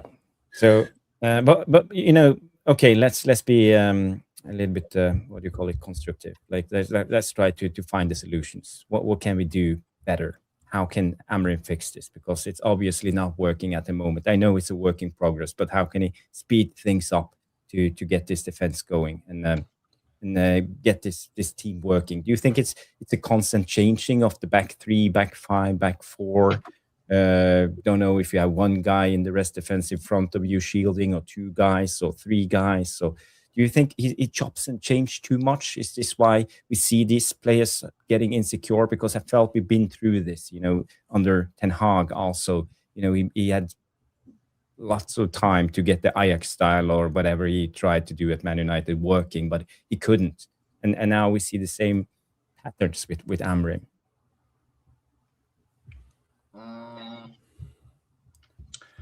I would say they need to go out, get pissed, get in a fight, and get together as a team, because that's how I see it. There's no physicality in our team at all. You will do the old Nigel Clough before the Europa Cup final. Yeah, I kid you not. Like, we're talking it, and we sound like a load of old men talking about football and how it used to be. But there's still managers that will allow that now. A night out, they need to be together. Where's the high fives gone for blocking the ball in the box? That was, what, 2 seasons ago? Every block, high five. Yeah, come on, we'll stop the next one. Actually, we didn't give up many chances. And the chances we did, we just had a shit goalkeeper that let him go through his hands. You know, there's no passion. And whether that, I see the comments. I've been watching the comments while Jarvis was talking, everyone else was talking, where they're talking about, oh, they don't believe in the manager. Well, good. To quote the mighty Stu, get the fuck out of the club then. Like, don't be there. Don't play. So, no, I can't play this week. I've broken a toenail. You know, if you don't believe in what you're doing, don't be at our club. You've got to be stronger in your stance as a footballer. You're being paid to do a job. And we're criticising individual mistakes, right? We're criticising Dalot in a right-back position, shouldn't get across in. Euro's a young player, you know, and I'm happy he's making these mistakes. From a coaching point of view of young players, make your mistakes. No one would be criticising him if he was making these in the bottom half of the table. It's because he's at Manchester United, it's blown out of proportion. But he's going to learn from these mistakes. And every you remember game, Thierry Henry going in on him last year after a Europa League match? Yeah. But pulling him off at half time and things like that, bad idea as a manager. That's inexperienced management. That's poor coaching. If your other coaches are going, you can't do that. You're going to destroy his confidence. So I can understand it. He's now second thinking, I don't want to do anything. I don't want to stick my hand out, get given away for a handball from a stupid VAR decision. But they are just simple little tweaks, like having your arm on the player, you know, grabbing hold of him, you know, a little tug, and you're not holding, you're not going to get blown for it. But it all helps, doesn't it? It's all these silly little things, poking him in the rib cage with your fingers when you're trying to poke him, you know, put him off balance. These are all things you learn throughout the game. But generally, as a team, you just got us flat. I'm going to sound like Roy Keane. You just need to leave one on them to know it's not going to be easy. But football doesn't change. It's not Roy Keane. Roy Keane is saying what every fan sees in the ground. Just flatten him in the middle of the park. It's the first thing I do every time I do indoor, because when you're indoor, it's like a hockey rink. The first thing I do, the first couple minutes, someone dumps it in the corner. It's a hip check into the corner just to let them know you're not getting time and space tonight. That's not going to happen. I'll put up with 2 minutes in the box for a hot second if it means that now this guy's second guessing me every time he's on the ball. Yeah, I do exactly the same. 5-side football, put them in the fence. Yeah. And what's the best thing? They might react to it. So now they're going to come back looking. Because we saw that with Dalot, didn't we? Since Semenyo. Semenyo went looking for Dalot and left a few on him. But the ref let go. But I think in another ref and another day, Semenyo would have been off. So, yeah, you know, if his name was Casemiro, he would have been off. Well, that's it. But Casemiro 100%. And Martinez are the only two I know that will flatten someone without thinking about it. Maguire, yeah, he'll grab hold of someone. But Luke Shaw's now pulling out, if you've noticed. Because he doesn't want to... He knows if he picks up 5 yellows, he might not get back in the team. Yeah. Because Martinez will step in, do the job, and then you can't drop him, especially if we win. We need more of that throughout the spine of the team. Stu, you talk about the spine of the team all the time. I talk about it all the time, don't I? I talk about it all the time. But we just that don't simple see it. bit of physicality, that's what we're missing, Jarvis. So that's when I say you need to go down the pub. You need to get in a fight. You need to call out the guy you don't like at training and leave one on him. You know, it's not just the ex-Man United players who've got all these podcasts. You listen to Sam Allardyce. You listen to all of them. Even Ben Foster talks about what I was going to say, Wolves, not Wolves, Watford, and where players are still getting in punch-ups. It's just because we are over-publicised as a club where we have a lot of ex-professionals doing well in media, you know. But they talk about these other players. Come on, and like, no, there's always a punch-up. You're always leaving one on someone because you want to start. Show me you want to start. Show me you want to stay on that pitch and do everything for the, for the badge on the shirt. That's what we need, Jarvis. We need physicality and we need desire to do everything it takes to stop them. We sort of got it going forward now. If you notice, we're playing for 90 minutes. We're going for that goal going forward. We just need the same going back the other way. But Sean, you touched on it very early. We're not physically fit enough to do that. We can't go both ways for 90 minutes. Rant over. Sorry. Right, that's okay. Rant away. I found it quite interesting listening to it. But we have a lot of comments. Sorry, guys, we're not interacting. This is the Jarvis's Corner. It's a panel show. But I want to turn the direction of the show in another way, because let me bring up this picture, because I think maybe this is a little bit of the reason. I saw Helge in the chat, mentioning a lot of reasons from tactical to player quality wise, and Ineos and money and all of this. But in the last 2.5 years, this is 2.5 years ago, the players in red are still here, but we have changed 15 guys. And you one think of those players just beat us? But my question to you guys is, when you look at all these players, this was from before the last game of the 22-23 seasons, and we have swapped out 15 players. 15 of these players are not here anymore. So do you think it does something with the group, the togetherness and the team building aspect? Always coming in new players, or and out of these players, who would you keep? Who would you have kept? No one. I wouldn't have kept anyone. There's not a single player there. Not a single player that I would have kept. I have one. Pelestri. I would have kept Pelestri. I love Pelestri as a player. I wouldn't have kept any player because they don't care. Modern day footballers don't care. We had a conversation, Jarvis, a couple of weeks ago when we were just off on a tangent. I can't remember what we were talking about, but ultimately we were talking about Mavericks in the game. There aren't any; they don't exist anymore. You point to me a Maverick in the whole of the Premier League. You can't. There isn't a Maverick. The only one that comes close is Emi Martinez at Villa to being a kind of Maverick type of player, the one that you want, the one that's going to roll around and waste 30 seconds. That's going to hit somebody or fucking do something out of the ordinary to affect a game. He's about the only player close to being a Maverick. The rest of them, they just don't exist. These players don't exist anymore. And even the players that come through, they're too bothered about their skill set. They're too bothered about the types of goals they can score. They're too bothered about adulation. They're too bothered about contracts. They're way too bothered about, sponsorship deals and things of that nature. They're not bothered about playing football anymore. So, when you look at these players here, when you look at the players that are in there, there's only maybe Cunha, who I think, and Mbumo, and probably Dalot, and maybe Maguire to an extent now, have got that bit between their teeth when it comes to putting on the red shirt and playing. People don't like it when we talk about yesteryear, but yesteryear is fucking critical to the way that football has evolved to today. You can watch clips from the 60s, the 70s, and the 80s. The pitches are terrible. The balls were terrible.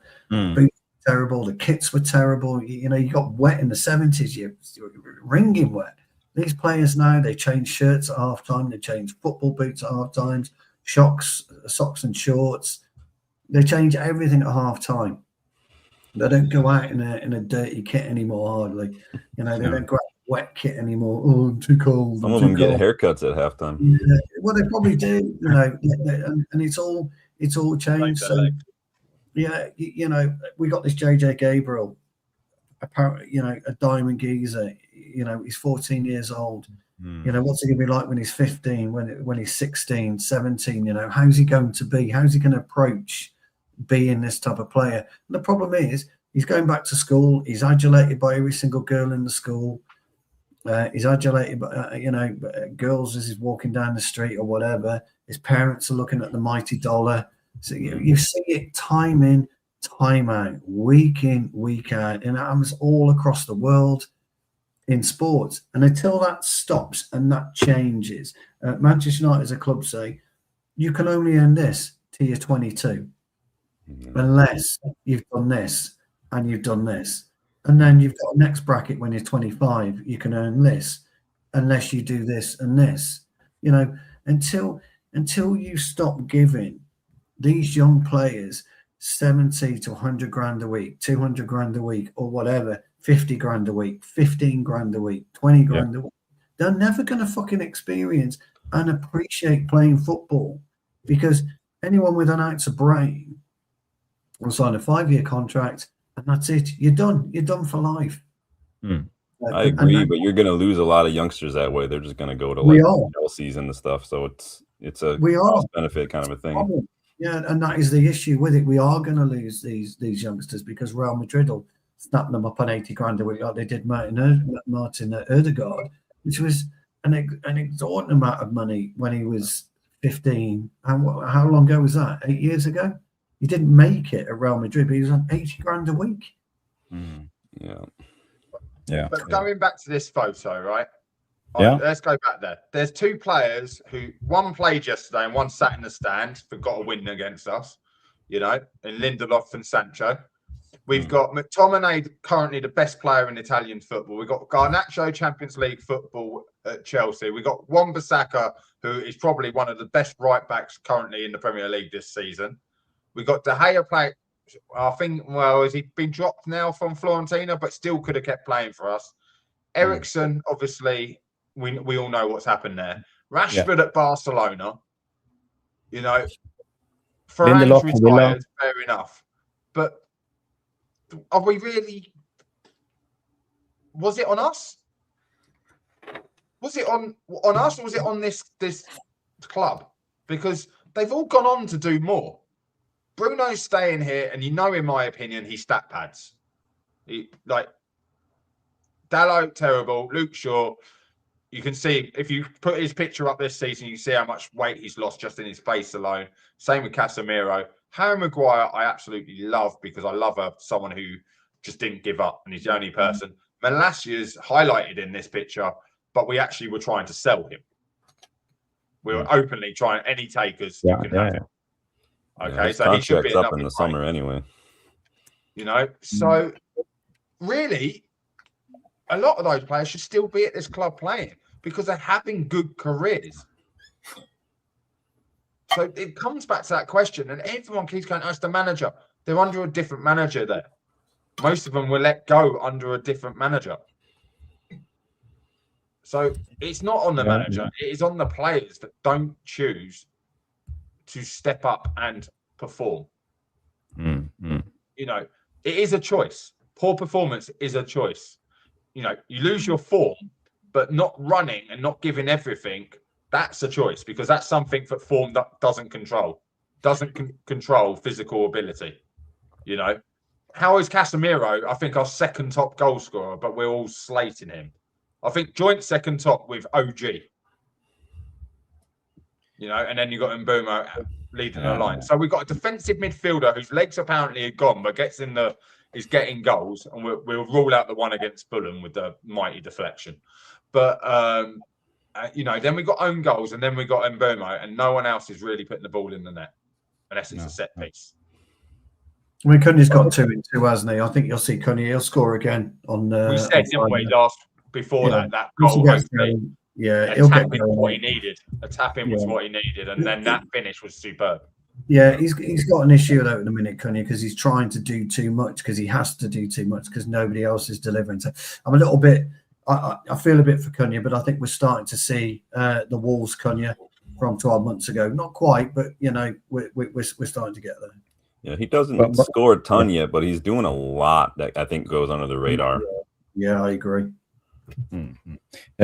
Just to go back to the picture for 1 minute before we end it, I just want to say, I think a little bit of the problem, we see players leave Man United and doing well, and we see players now, we feel that we chop and change. We did it under Ten Hag. I think Ole rotated a little bit too much. Mourinho did the same. and I feel like we are, what's it called, square pegs around holes. We're trying to force players into different positions, not their natural positions, and I think this is a little bit where the problem lies. I think we are trying to be smart. We're trying to be tactically astute. We are trying to reinvent the wheel in a lot of ways. But again, as you always say, football is a simple game, and I feel we are at the same stage again. We are doing this wide center back, wing back thing, the wide tens, and all of this. We have a dropping striker, and no one is in their natural position anymore. And maybe this is why we look at this group of players and think they are not good enough. Maybe they are good enough. Maybe we are just playing them out of position and asking too much of them. Maybe. I'm just asking a question. Do any of you have a comment on that? Well, I think it's a fair question. Maybe we are asking too much, but again, if they want to play at Manchester United, they want to be there, you've got to step up to the plate. Yeah, you just have to. Football needs to go back to being ruthless again, and not just a namby-pamby sport and dealing with children who can't accept being told no. Stu, you make a really good point there about ruthlessness, right? The manager's comments about the youth. If they were good enough, I'd play them, right? Well, then we got to look at the players, but he is starting. They must be performing in training to start ahead of other players. So some of it might be a confidence thing, and some of it might be a trust thing. It's like, you're not doing what I'm telling you to do, but you're doing it for 6 days of the week. But when it comes to game day, your head goes like you're hot-headed. Ugarte is a prime example of that. If he's coming for Casemiro, he's meant to sit, but all the time we see him get ahead of Bruno. He's actually just as bad as Bruno for bombing forward. So, and now you're going to take away from a bit of Bruno's game, who we've heard in the interview, the manager has told Bruno and Kobe, in Bruno's own words, that actually in the final third, I want you in that 10 position.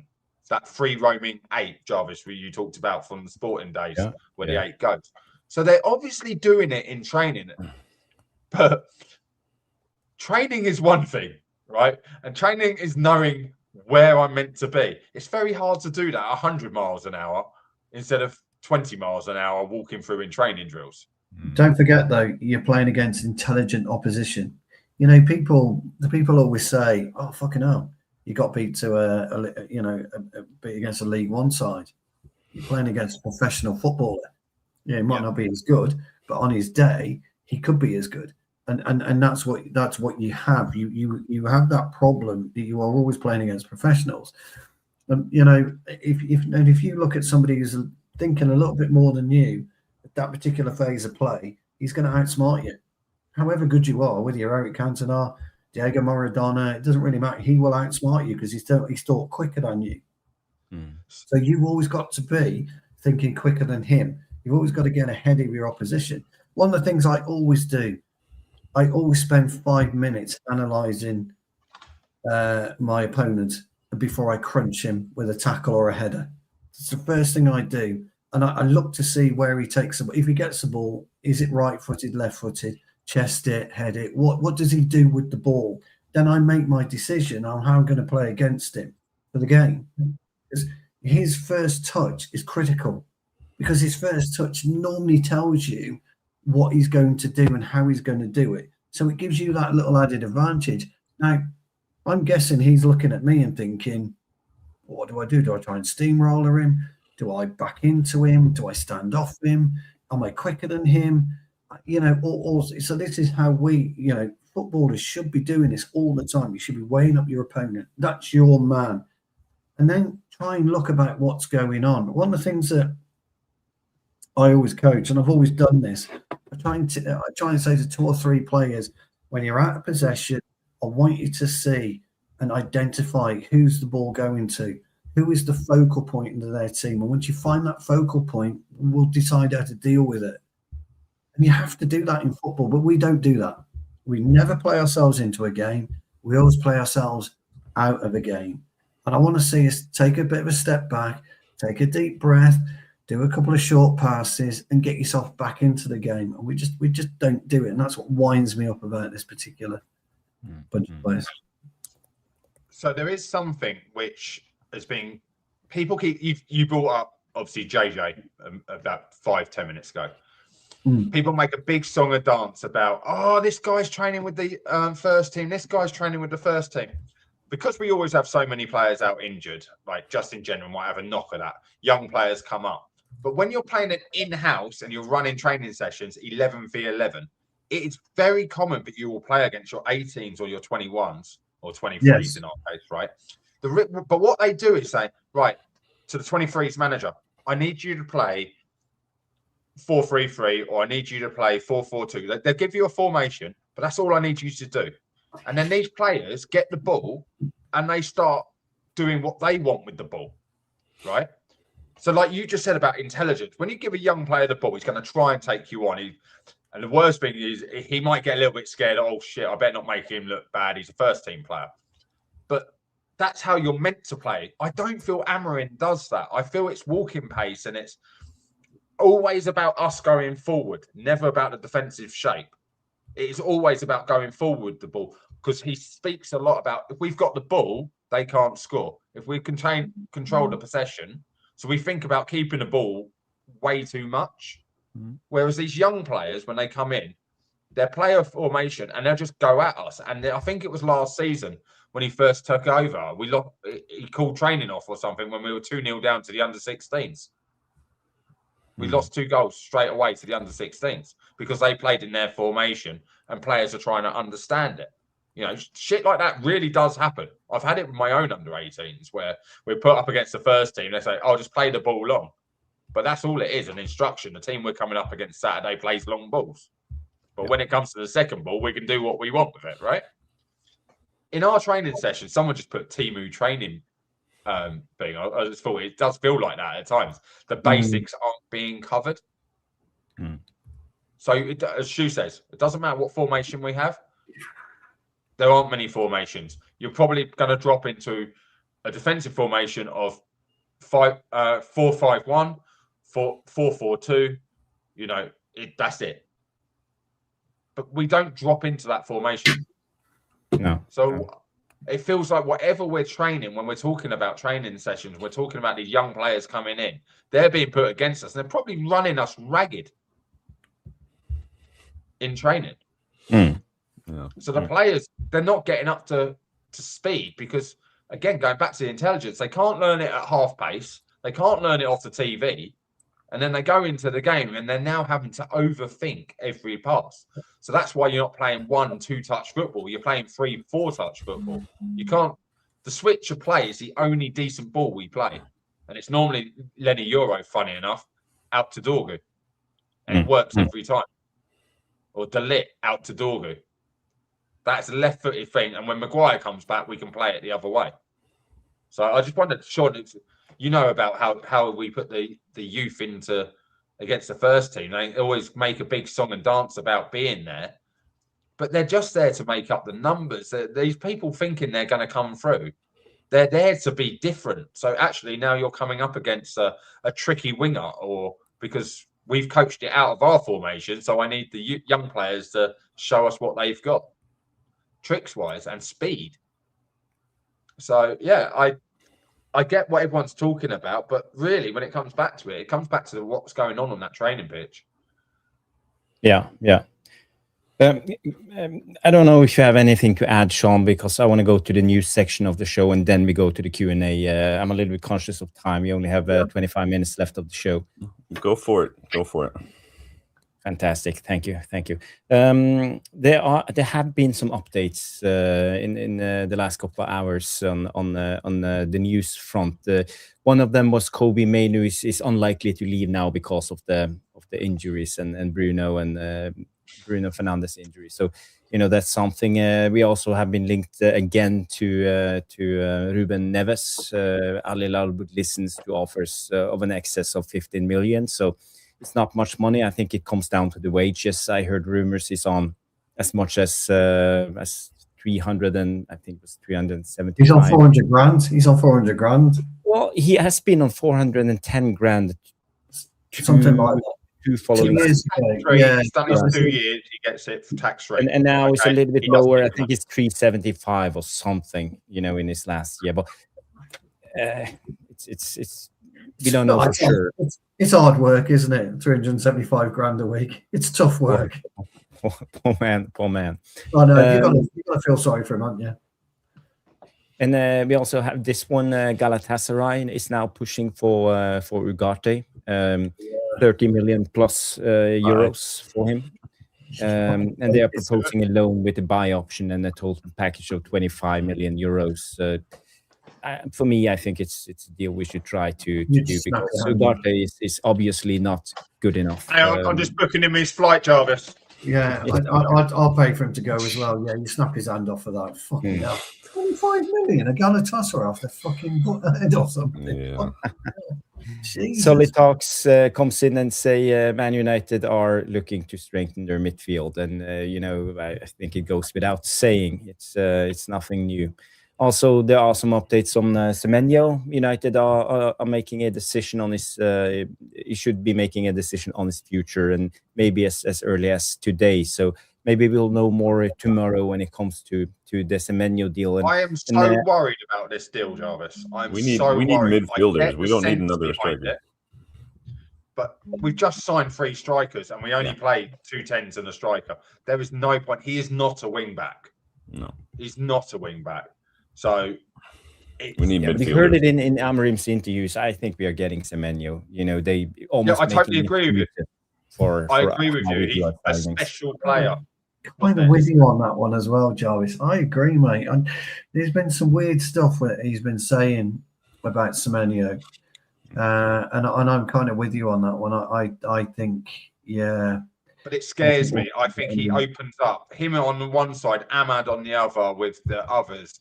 I'm just like, we're going to be so open at the back. So open at the back. You'd have to go to a flat back 4 if you put in Semenyo. But again, Sean, this is for you. This came out. United is giving a green light. Manchester United will negotiate a release clause installment spread across years. We talked about this the other day. Yeah. I think it was you who mentioned that you can do installments when it's a you didn't used to be able to, and then we saw with Cunha that it's really up to the selling club if they want to be open to that. But like with Xerxes, we didn't really pay the release clause. We just paid more, so we could spread it out a little bit. So it's weird. I think if anyone thinks they've got a handle on football finance and transfers, I think they're kidding themselves. I agree. I agree. I was trying to understand the American format a few weeks ago, and that perplexes me even more. For MLS, for MLS and for American football, I understand the American football. They got guarantees, and if they're injured, they don't get paid. You throw in the first trade. It's really strange. It's really strange. It's weird. My understanding is, as long as you cover instantly the fees that the agent should take and any other fees out of that's like your first installment. As long as that's paid and you want to pay a bit more, they don't care, because it's basically in escrow. You're getting the money no matter what. It's guaranteed. But as long as the agent and the player have got everything out of that release clause, that's how it's done. And that's sort of what we did with Cunha. Everything was covered, and we're still paying it off. I don't get it. If someone comes in with 65 million and we're paying 75, he's still talking to both teams because they've triggered a release clause. So it really doesn't matter what you want. Yeah. And then surely it's all going to change now. There's going to be no more PSR. It's going to be SCR and SSR and all this other stuff. That's completely different now. Well, so we go back to the top, because actually that helps us out big time. If you make more money revenue-wise, yeah, it does.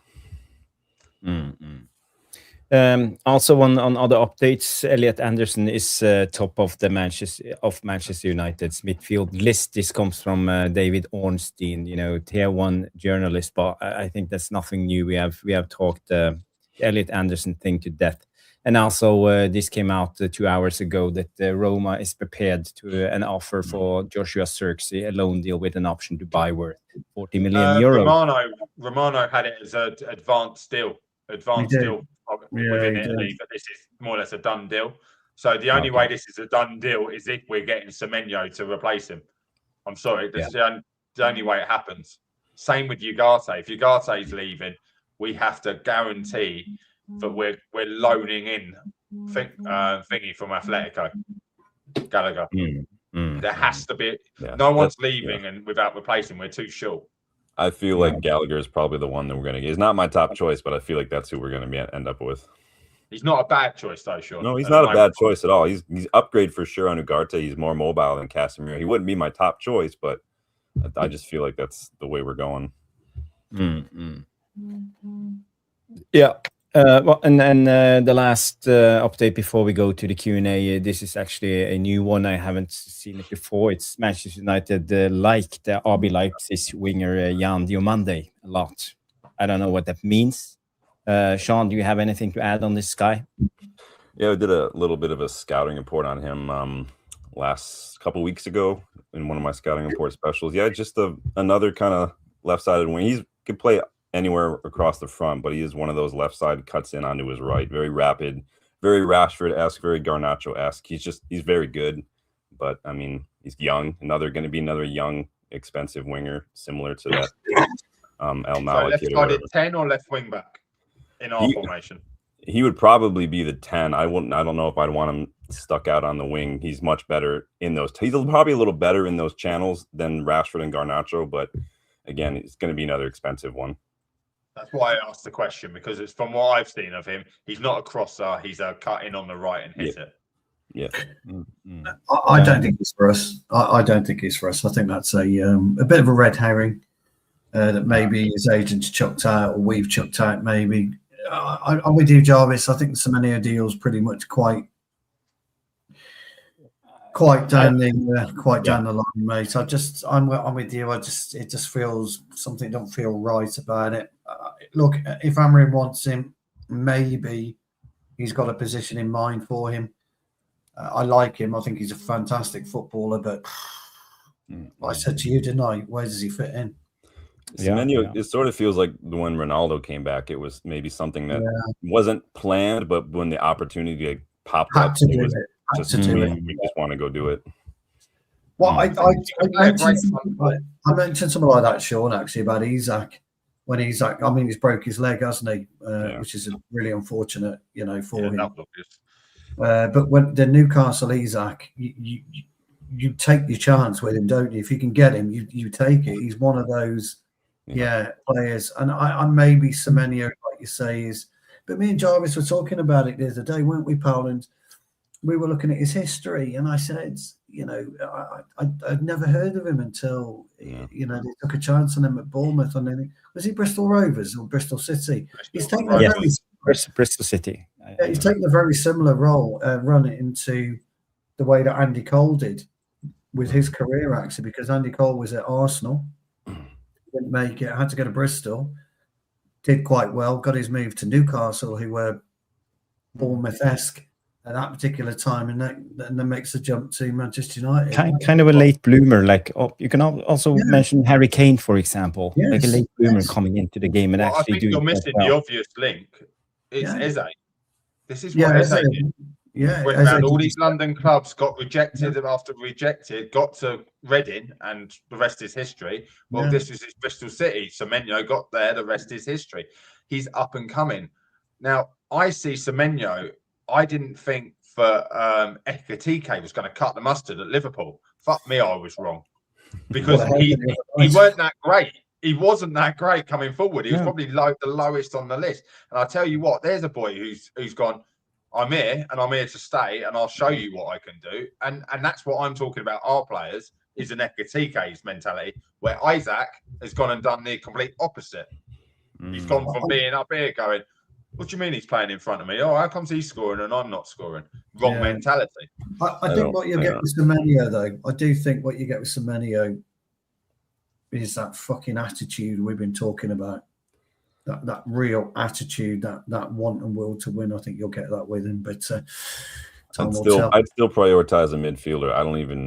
I'd pay over the odds to get it done in January, because I think it's an excellent midfielder is going to be pay themselves off if we go deep into the FA Cup, if we qualify for Europe. You're not going to be able to do any business in the summer. Just get it done now. Yeah. We were talking about that a long time back now, it feels like, where we're like, it's the World Cup. You can't buy a player in the summer. Because even if you do, he can't train with you because you're going to go straight into the season. You're going to have 2 weeks and the season starts. So it has to be your number one target. It has to be. If it costs me 120 million, that's fine because I've got my top target. Yeah. You know, exactly. And I'll tell you what, I'll go out and I'll get a loanee to play alongside him, and the two of them can help get into the squad, you know, with the other players and get up to speed. That's what you do. But because in this is going to be even longer, isn't it? This World Cup, it's 1 week longer. So week 1 week left pre-season. Yeah, you know, there's no United are probably still going to try and do something stupid if it will be announced in the next couple of weeks, like go to America for 5 games when we've only got 4 days to play them in or something like that. Well, we're going on tour already. They announced it, didn't they?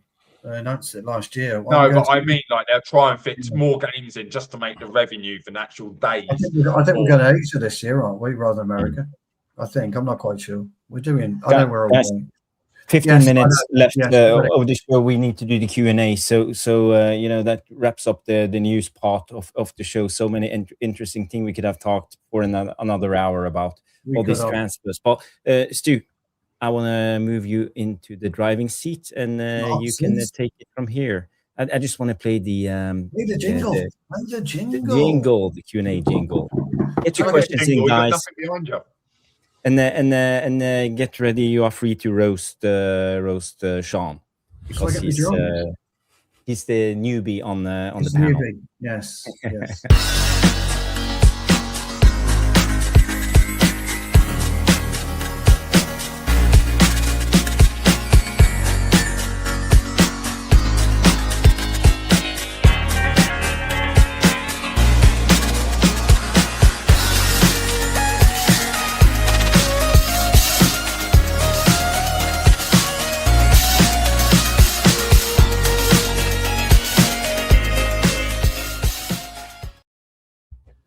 Wow, that introduction is great. My old office brings back so many memories.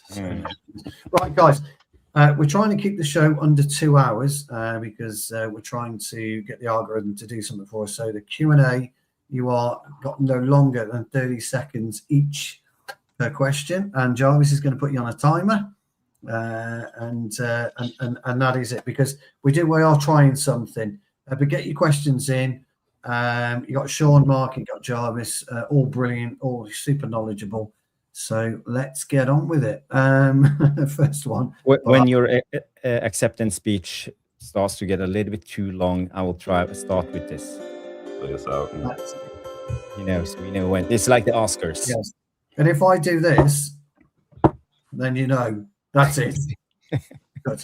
Right, we'll start with Entertatium. Very quickly, 30 seconds. What are your plans for Christmas? We know what Sean's are, but what are your plans for Christmas? Jarvis, start with you. I don't know if people realize what Sean. So I would like Sean to tell the devilish tacticos. You're on a timer. Yep. So Dylan, my co-host for the Kickabout show on the channel, he and I are actually flying out to Manchester on Christmas. We're going to the Newcastle match. We're going to Burnley, Everton, Salford, Fleetwood, and we're going to United versus Wolves as well. So we'll be there for all that. Yeah, and I will be meeting Sean for a drink at the rooftop. We will be linking up at Hotel Football. Well, I'm looking forward to it. Jarvis. Yeah, you know, you two guys meeting up for a drink. I would love to be there. Maybe I'll just jump on the next plane to Manchester and join you guys. You know, that would be fantastic. No, my plans for the Christmas is nothing much. It's just family traditions, eating a lot of food and watching telly, old reruns on the TV, and actually doing a little bit of streaming. So and you know, by night, you know, in Jarvis by night, I have a full schedule, so we will see. Hopefully Jarvis, I will survive Christmas. You will. And Mark? Spend as much time with the family. I still have football over the break, you know, it doesn't stop here in the county leagues, so you know, they have stopped the bank holiday games this year where we don't play the Saturday, Monday, but it's yeah, it's all go. I still got a fit training in there. No Christmas Day training though. The chances of not being a pro. No, brilliant. And I shall be doing the same. We're trying to get our house up and running. So, but family time. I love Christmas. Absolutely brilliant. Sean, when you are there on Friday night, please do a video vlog. Send it to Jarvis, and we will play that or join us live because it'd be absolutely mint to have you, mate. I'm looking forward to meeting you as well. Really am. I'm excited. Okay, great question, Bilal. I love your questions. They're absolutely brilliant. Good question again. We'll start with you on this one, Sean. What is Yoro's best position? Definitely not right centre back. For me, it's left centre back. You mean in this system or just in general? I think he's talking general. Oh, I mean, just probably. I think he's looked better on the left-hand side whenever he's played there. But I mean, just poor run of form. But yeah, I think he looks better on the left, honestly. Okay, Mark. 30 seconds. I think the central centre back, where he doesn't need to worry about moving left or right. I think at the moment he needs to just focus on one position, and that's called in the line and communication. So central centre back for me. Jarvis, my old mate. I think it's better on the left, especially from last season. I think it's about his body shape and how in this system how he wants the passes to go inside to the number 10s, and I think it suited Lenny Yoro much better when it comes to progressing the ball. But I think maybe we are pushing this Lenny Yoro thing a little bit. I called him the next Maldini. Maybe I was a little bit too quick, talking about him being that good. But I see the talent. When he played in France, he was so aggressive. He was a front foot defender, and now I feel like he's a back foot defender. He's always dropping back, and I think it comes down to confidence. So I hope we get Ligt and Maguire back in the team pretty quick, so he can sit out a couple of games and regain his confidence. Yeah, the best Lenny Yoro for me is in a back four alongside De Ligt. I think it'd be perfect partnership. You got aggression and a bit of Maldini-esque. Right. So I think he would be good in a back four, left centre back, De Ligt right centre back. Great question, Trev. As always, mate. It's unusual for you to get a decent question in. You normally ask. We have more than 25 questions, so you can pick all of them. Yeah, I'm going. I will try and we'll just have to pick out what we can. Yeah. Bilal comes in with, if you were on the panel with a former player or referee, like past guests, what one question would you ask them about United? Mark. Well, I know the past both the two you've had on, so I probably wouldn't. That's so open. What would I ask them about United? Well, how shit are we now, really, compared to what we were when you were there? That's a very open question. I'm sorry, I can't really think of a better answer than that. It's very hard to answer. That's all right, Mark. Sean. Sorry, Mark. Sean. Yeah, I mean it's very similar. I did have an opportunity to meet with a former member of the women's staff virtually for my class, and I wanted to ask her so many questions, but it wouldn't have been professional in that context. But because the women's team hasn't been treated very well by the club. But yeah, it's a hard question. I mean, probably just maybe interacting with the owners or something. It's a difficult question, honestly. I don't really have an answer ready for that. Yeah, and Jarvis. Yeah, I plead the fifth. I don't have anything.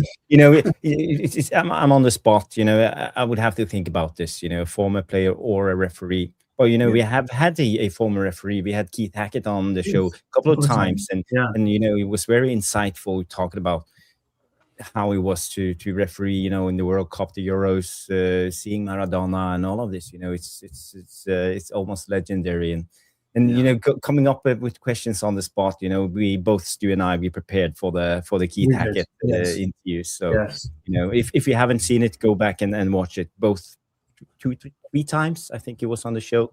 It was brilliant. 3 times. Yeah, I think I plead the fifth as well, pal. On that one. Look, we'll start that question. We'll keep it open, Bilal, for when we've had a bit of thought, maybe in a week's time.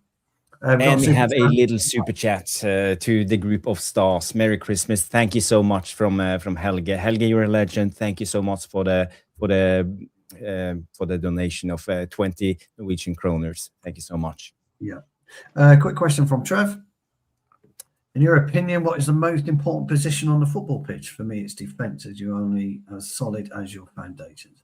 I'll go with that quickly. As a centre half, Trev, you, 100%. It's always the defenders. We are the best. Unless my old mate pops up with a Jarvis chop, and you want the ground to open up in front of you and swallow you. Because he's gone, and you're never going to see him. Oh, hey. It's not that hard. Yes. Mark, very quickly, defence, attack, or goalkeeper? Midfield. Goalkeeper. So for me, the two go hand in hand. It's your defensive midfielder and your goalkeeper. They're the most two important positions on the pitch. Super. Sean? Oh, that's another loaded one. I'm probably just gonna go. I'll probably opt for midfield since it's kind of in the middle of everything. But yeah, that's a difficult one. It would depend on how you play, really. Yeah, I go with midfield because games are lost and won in the midfield. 100%. I would go for midfield. I know how important it is, you know. Yeah. And midfielders, they contribute both in attack and defense. So if you have a good midfield, you are probably competing really well. You got to go with the defensive union, Jarvis. Yeah. We're defenders, they can't. Look at defenders taking penalties. You know, name two good defenders on penalties. Harry Maguire. All right. There's another question coming in. We know it's not John Terry. Yes, we do. Yes. Still a story. 468. Always just some. Always great. Some good questions. This one's for you, Sean. Start with. What do you think of a right back running all over the pitch to take long throw-ins? I don't like it, especially when it turns into him just playing catch with Emi Martinez. It's just a waste of time. I don't like long throw-ins. Period. I just don't like them. I've never have liked them. I never do. Mark, I love a long throw-in, and I actually try and make our left back run all over the pitch and take long throw-ins. But you are right. There's a difference between taking a long throw-in and throwing it as far as you can, which is what Dalot actually does. Dalot just launches it as far as he can with no accuracy. So there's no Rory left. Jarvis, he's not. Well, there you go. He's but if it comes in flat, that's a long throw-in. You can't defend that. But I miss the old the somersault throw-in. Why don't we see that anymore? He used to do the somersault throw-in. Was it? Yeah. Who was it? I don't know. I can see it. An American guy who played for Leeds. Yes, I remember it. Yeah, it's used a lot in female football. I've seen it a lot in American women's league games, but now they have banned it. It's banned. It's because if you slip, you're breaking your leg, you're breaking your neck. But it is banned. Great question, though. Story. Keep them coming in. Helga's coming with 4 questions, so I'm going to pick 2 of them. Helga. The first one is Stu. Gun to the head. Ronaldo chop or Jarvis chop? What is only? Not even a question. It's not a question. It's my old mate. Yeah. It's my old mate, the Jarvis chop. I mean, Jarvis can't believe you taught. You've said that. Jarvis is about to Helga, I like saying on the show. Helga, it's Jarvis chop. Jarvis, he's on that 5-star skill move drip, man. He's ready to go. Jarvis is about to get his gun out. You want to be careful, Helga. You might get the new count. Give me your answer. Yes, the Jarvis chop all day long. Yeah. Okay. Another funny question. This is for all 4 of us. If you were the Turtles, who would you be? Donatello, Raphael, Leonardo, Michelangelo. I'm going to go with Michelangelo because that's my favourite at the names. So I'm going to go with Michelangelo. I don't know what he does, but I'm going to go with him. Eats a lot of pizza, mate. I don't know. Cowabunga, dude. Cowabunga. Yeah. No, well, you have one with the nunchucks. You have one with the Michelangelo, and you have one with his size swords, and that's Raphael. One with the stick. So I would probably be the one with the swords. Yes. Leonardo. It's a good question. Jarvis chose the one who wears Man City blue.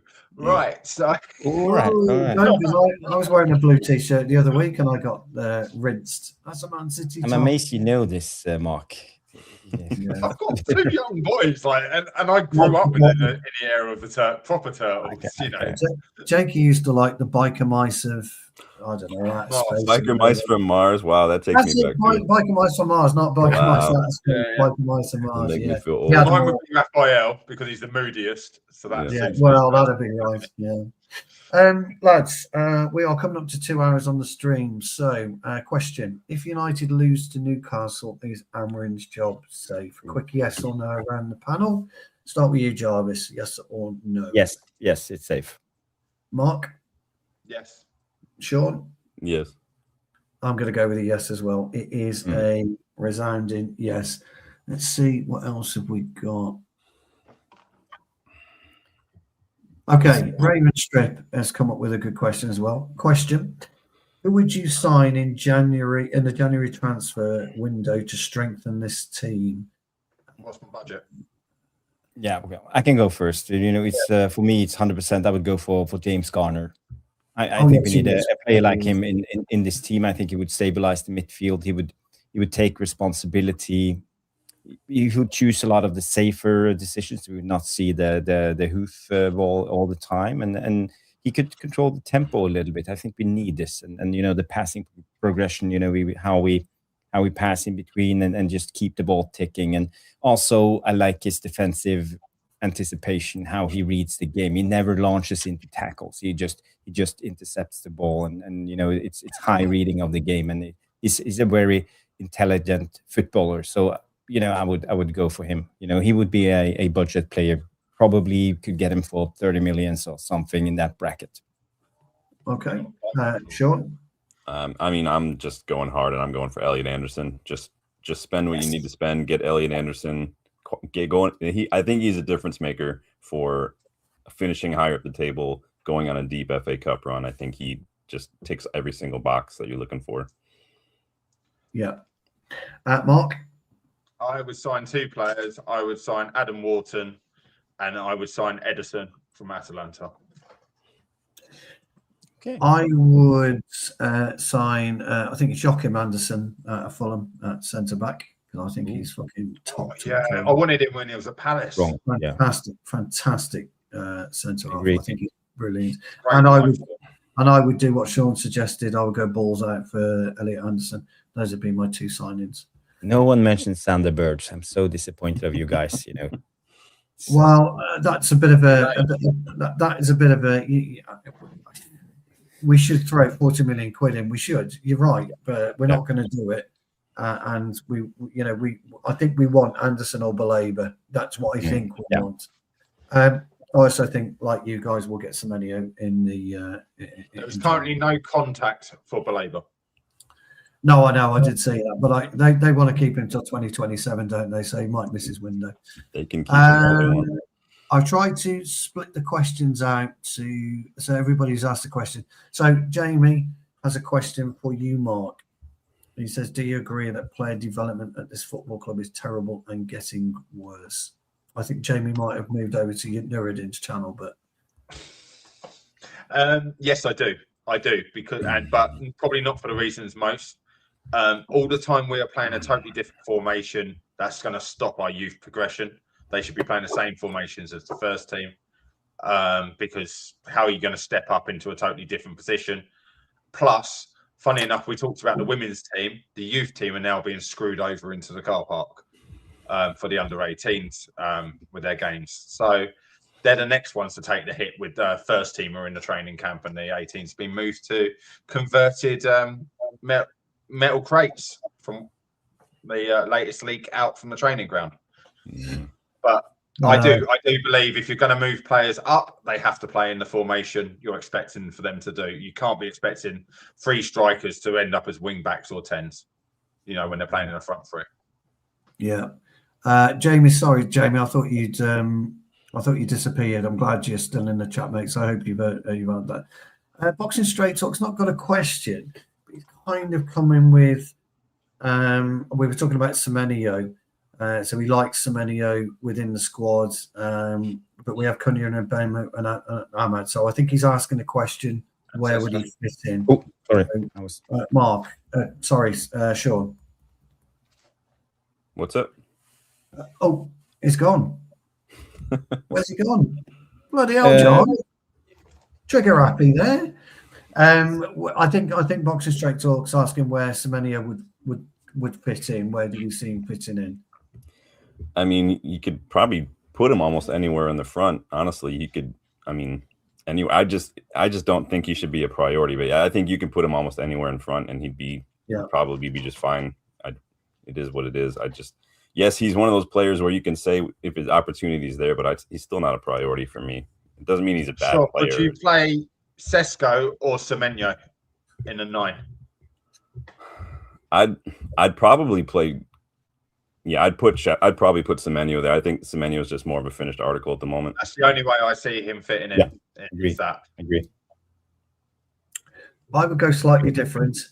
I would put Mbumo through the middle and put Semenya as a 10. I don't know why he hasn't done that. Like I said, he's a front two striker. Semenya. That's how I would play. But look, it doesn't really matter. I don't think Sesko's right for us at this point in time. Brilliant question. We're going to finish off with this one from Dalot. He said it's a bold one. If things don't improve post-January, how much pressure is really on Amorim, or is this still a long-term project under Ineos? I like that question. I really do. Mark, I'm going to give you that to start with. I think that's a 50p sort of like throw it up in the air, see which way it lands. Long-term project, but how long does a long-term project go when it's going down the shitter? I think Amorim stays because they don't want to have made the wrong decision. I think we can make European football, even with our results this year, we're still better off. But I don't think we fall away. Things are just starting to click in different aspects. You just got to stop the goals now, right? Yeah, agreed. Goals going in. I better stop the goals going in. I don't want to stop the goals being scored. Sean, what's your thoughts on that? But people don't like my answer a lot with this because people don't agree with me when I say it. But I do think that Ineos are different from Glazers, the Woodward, because I think we're adopting what Liverpool did with Klopp. Klopp wasn't let's hire Klopp and let's do what Klopp wants. This is what we want to do as Liverpool Football Club. Klopp kind of fits that. Let's do that. And I think that we're moving more towards that model as United. So I don't think Amorim is as big as a factor as a lot of people think, especially when it comes to recruitment and whatnot. I just don't think we're doing it that way anymore. And so I think the project still goes on. I think we're signing versatile players. We're signing players who have a little bit more mentality. And I think Amorim is a piece of that. But if he gets sacked, I think the next manager will I think the plan will, because we targeted Dorgu before we had Amorim. Sesko has been a target for many, many years as well. And so I think that's the kind of the model that we're moving into now. Me old mates? Yeah. How much pressure will be on Amorim? You know, I'm at the place where I think there's no way back right now. We need to back Amorim to the hill, give him the rest of the season and a good summer transfer window and see where this leads us.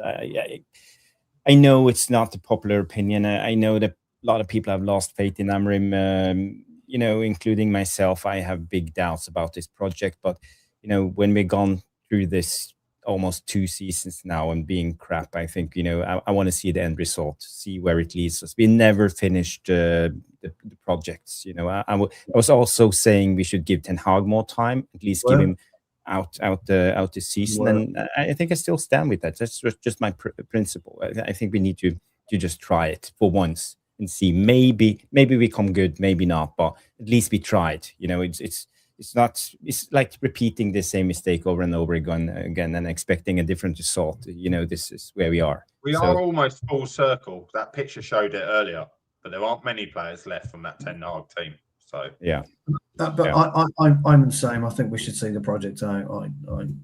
That's where I'm at. Yeah. Final question. Quick one. Yeah, quick. Is Vicky in the chat? Yes, Vicky's in the chat. Vicky's just saying she is listening. She is listening. Darling. She's away on holiday, bless her. So enjoy your holiday, my darling. 2 questions. First one, a very easy one for Sean to answer. No. is Sean's bookshelf. For sure. Sean, before we go any further, I should tell you something, and I make a quick announcement. You've made it, and you've made it because you've been rinsed by Trevor Wade. As soon as you get rinsed by Trevor Wade, you have made it on this channel. So welcome Yes, to that. I've read these. There's another one of these shelves directly across from me as well, full of books too. So I hope you have a better pair of boots. What's that? I said I hope you have a better pair of boots on the other one. Those Predators were terrible. I mean, the whole boot design was awful. But yeah, but that was a sock. It came up a little bit too high, compressed on the top of the forefoot. Oh, it was terrible. I don't know how you wore them. Final question is from Trev, and it's quite a nice one, actually. He's asking for our favourite Christmas memories, either as a child or an adult. Sean, you can start with it as our guest. I mean, it's hard for me. It's people laugh and some people think I'm not really a big holiday person as it is. I haven't really done a whole Christmas thing since I was very young, and I just don't remember a lot of my childhood and for holidays. Maybe this Christmas will be the most memorable one because we're going to Manchester. If we can get a big win against Newcastle, then ask me again in a couple days. But yeah, I just don't really go in for. I don't like presents. I don't like getting presents, so I've never been comfortable with it. Yeah, great answer. 5 cantonas. Yes. Yeah, you have to sing that song. That's the Christmas. We're going to the Blaze ahead of time. I gotta introduce Dylan to the Blaze. Yes. Well, yes. Mark, yours. I think my one memory sat with me for life was. Do you remember that when you were a kid and there was always one real present that stuck out?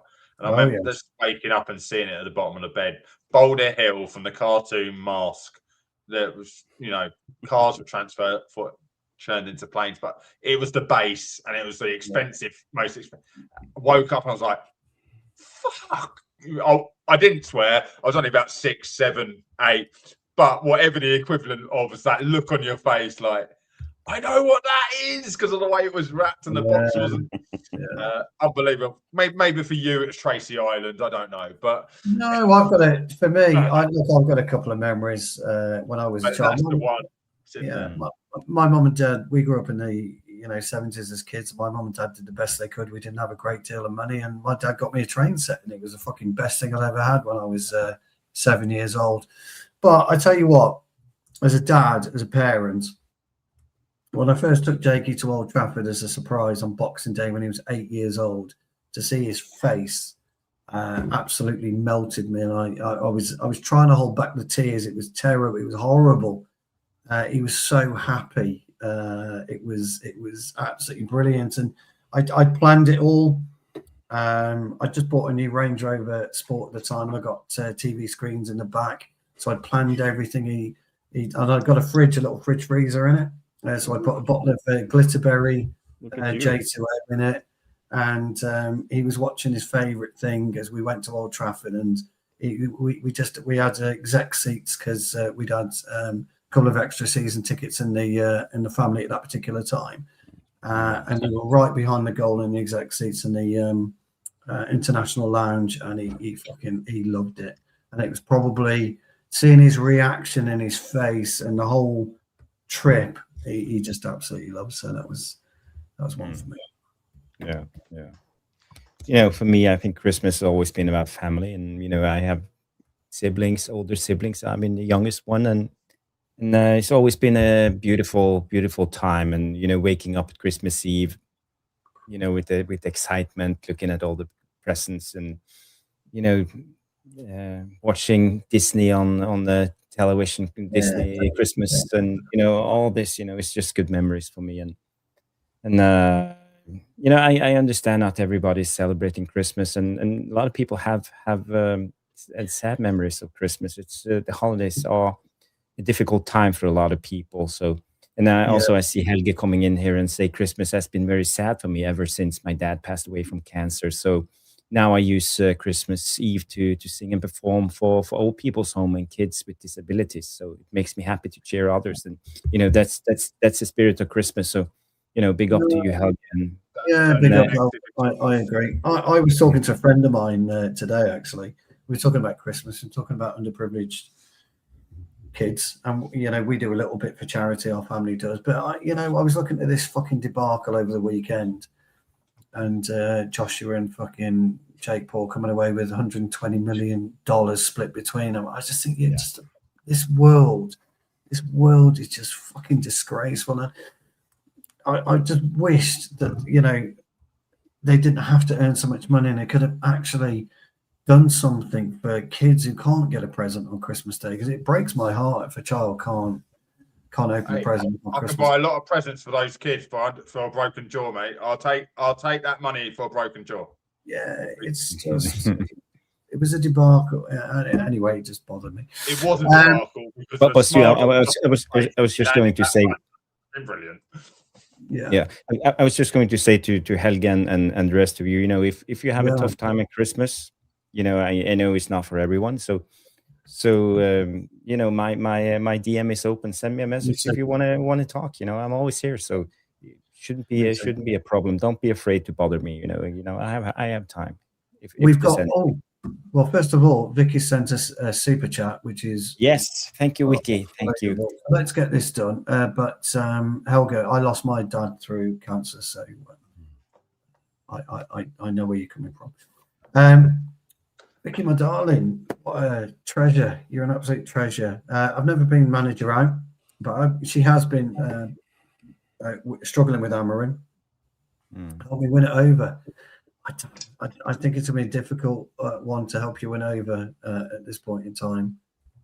I don't know. What do you think, lads?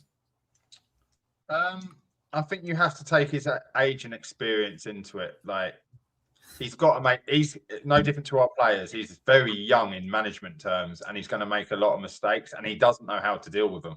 So if you go look back, think about your 30s, you're going to make stupid mistakes. He's the equivalent of an 18, 19-year-old breaking into a first team, isn't he, at Manchester United, if he was a player. So he is going to make mistakes.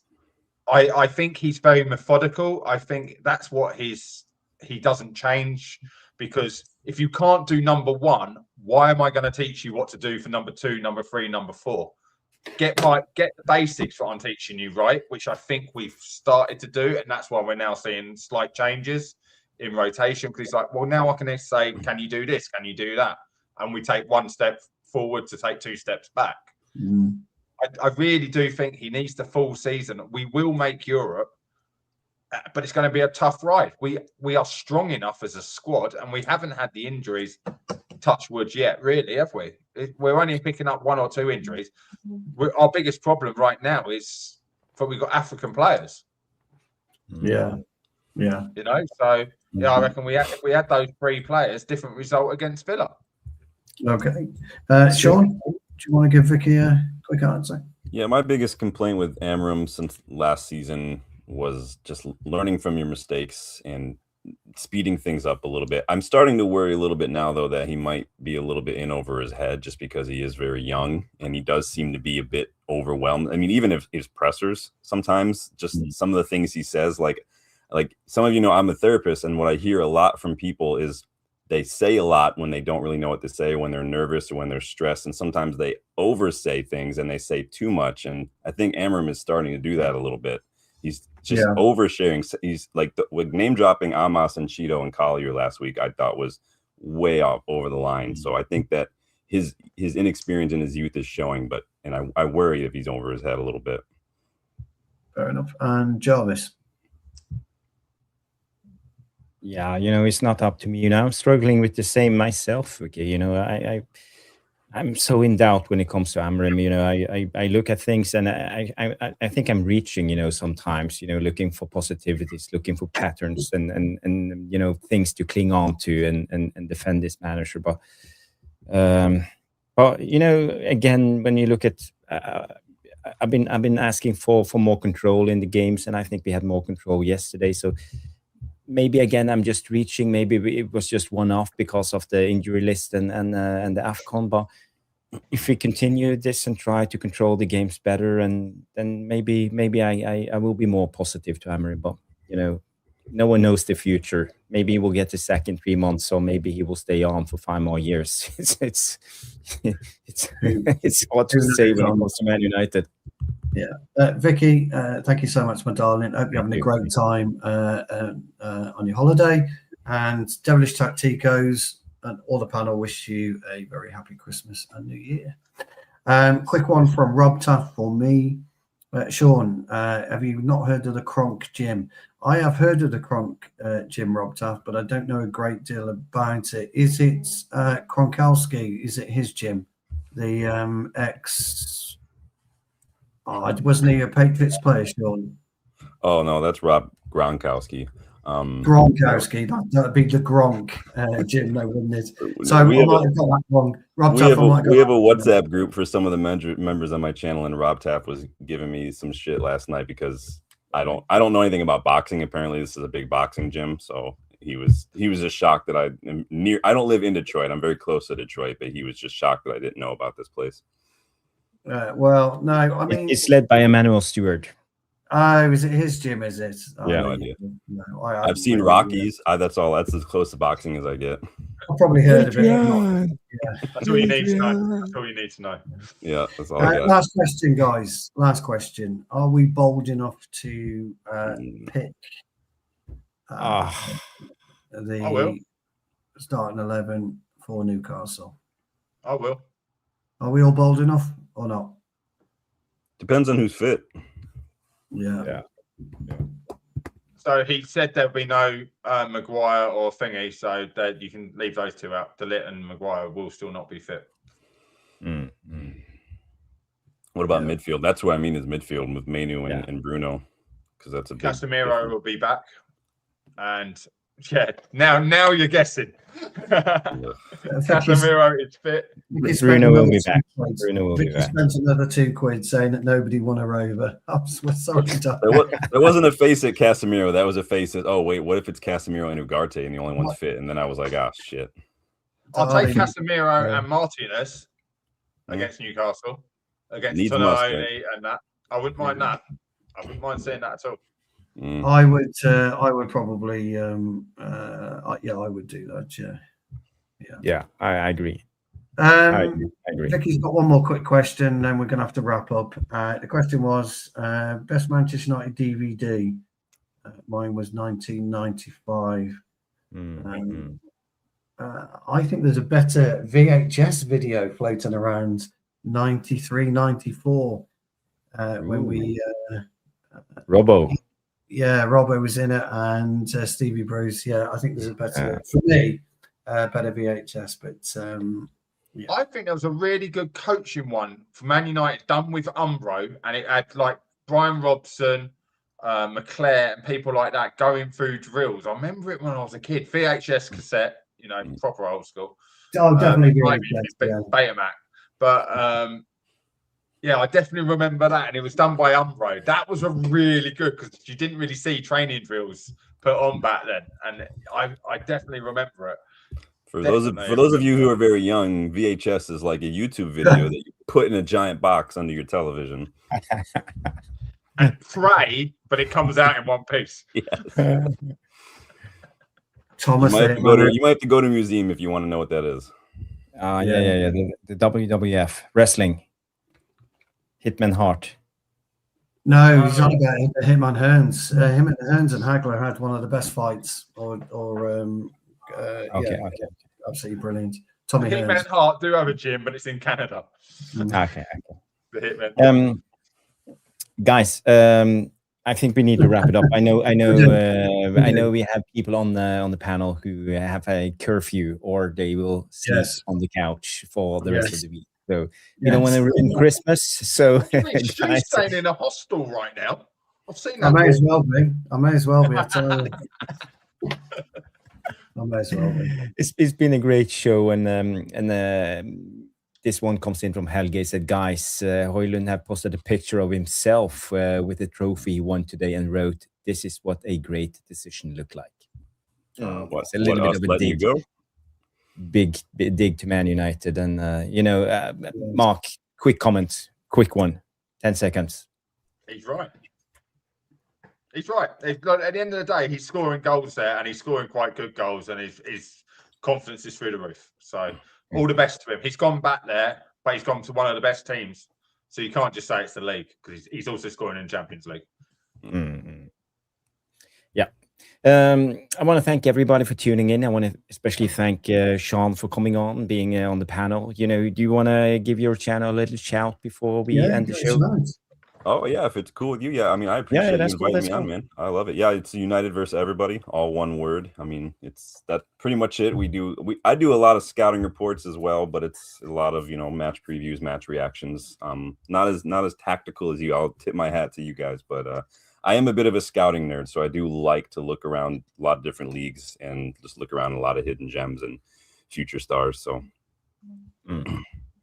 yeah. Guys, I can recommend that channel. It's really interesting, and you'll find old Jarvis in the chat now and then on Sean's channel. And I know that a lot of you guys are in the same chat, so it's, I watch him. I watch him during the day. Yeah, when he's on live in the mornings, our time. I watch him. I have you on in the background because if I'm working or whatever, I have you on in the background. Mm-hmm. Yeah, but it's quite interesting, and the scouting reports. I learn a lot from watching that channel. Mark, you want to give your United lens a little shout? Yeah, obviously United lens. We're growing slowly and steadily across 2 platforms at the moment. So still trying out hard to get the 3 videos out a week when with work over Christmas and United's ridiculous schedule. They couldn't be playing on worse nights, really, could they? So yeah, bit like Sean, I'm not so much the tactical. Mine's more opinion based, but have a conversation rather than looking at the media and try and break down why the media are spinning narratives in certain directions and on certain players. And Iron Titanium, he was probably in here, if he's still here, was my first contributor. And it's very hard starting a channel from fresh again and getting everyone in. So those of you that have been across and subscribed, I'm very grateful. Yeah, please all subscribe to both Sean and Mark's here. Sean, are you doing anything live when you're in the UK? Yep, we'll be doing a lot. We're doing some short ones as we're walking around. Dylan's never been before, so I'm excited to see Dylan kind of experience. This is my 4th trip, so I'm always excited. But yeah, we'll be checking in. Sean v. Stu, hotel football, rooftop, crossbar challenge. Do you know something? You ain't got a hope on match day. Sometimes they don't even open up the rooftop on. You can imagine what We'll move the tables over. We'll tell everyone to clear the dance floor, and we'll get it done. Yeah. I think that'd be fine. No crossbar. I think we've got a table booked for 3 o'clock. I think I'm not quite sure, but I'll keep you looped in anyway. Yep. Yeah. Okay, that wraps up the show, and I forgot to thank my good friend Stu Wally, always co-hosting, doing a brilliant job. I'm so glad I have you guys helping me out with the channel. It's not always easy running your own channel. We all know this. It's a lot of work, but having a community like this, people being engaged and actually asking questions, coming in, being part of the show, I'm super happy. We're not the biggest channel, but there's a lot of heart in this channel, and I appreciate every one of you. And Helge comes in and say Merry Christmas to everyone on the panel and the chat. Merry Christmas to you all. Now, guys, Boxing night might be an issue for me. I don't know. I haven't broached it yet. But we are playing Boxing night, and Jarvis, depends on what he's got, because he's got young children. We don't know basically at this point, do we, if we're doing Boxing night or not? Nah, guys, just press that bell notification, and you will get a notification if we go live. We might go on the 3rd day of Christmas. I know you appreciate Christmas is it's a family time. Jarvis has got young children, and young Philip won't be able to sleep. He'll be so excited, bless him. Well, we'll see. But maybe I'll do a quick short match reaction myself, and we do the breakdown. We will do a breakdown, and maybe Sean can join us when you're in the UK over the next couple of weeks if you want. Yeah, we'll see his schedule. We're not putting you on the Anyway, time to go. So thank you everybody for tuning in. Permanently live, and anyone who comes up to you, it might be Jarvis, it might be Stu. You just got to permanently stay live while you're in the UK. That'd be fine. Yes. So Merry Christmas to everybody, and I hope you have a pleasant holiday. And thank you everybody for tuning in. We will be back. And all the other ones, maybe. Happy Hanukkah, everything else, because Yes. we all have different. Okay, guys, it's been a good one, and hopefully we will see you on the next. Remember to smash the like, subscribe. If this is your first time, please do us a favor, leave a comment on the show after the video is done, and you can also give us a hype if it's available in your country. Yes. So, guys, girls, it's been a good one. Available to be hyped yet. Yep. No, it's just the way it is. Okay, have a good one. And bye bye. Bye.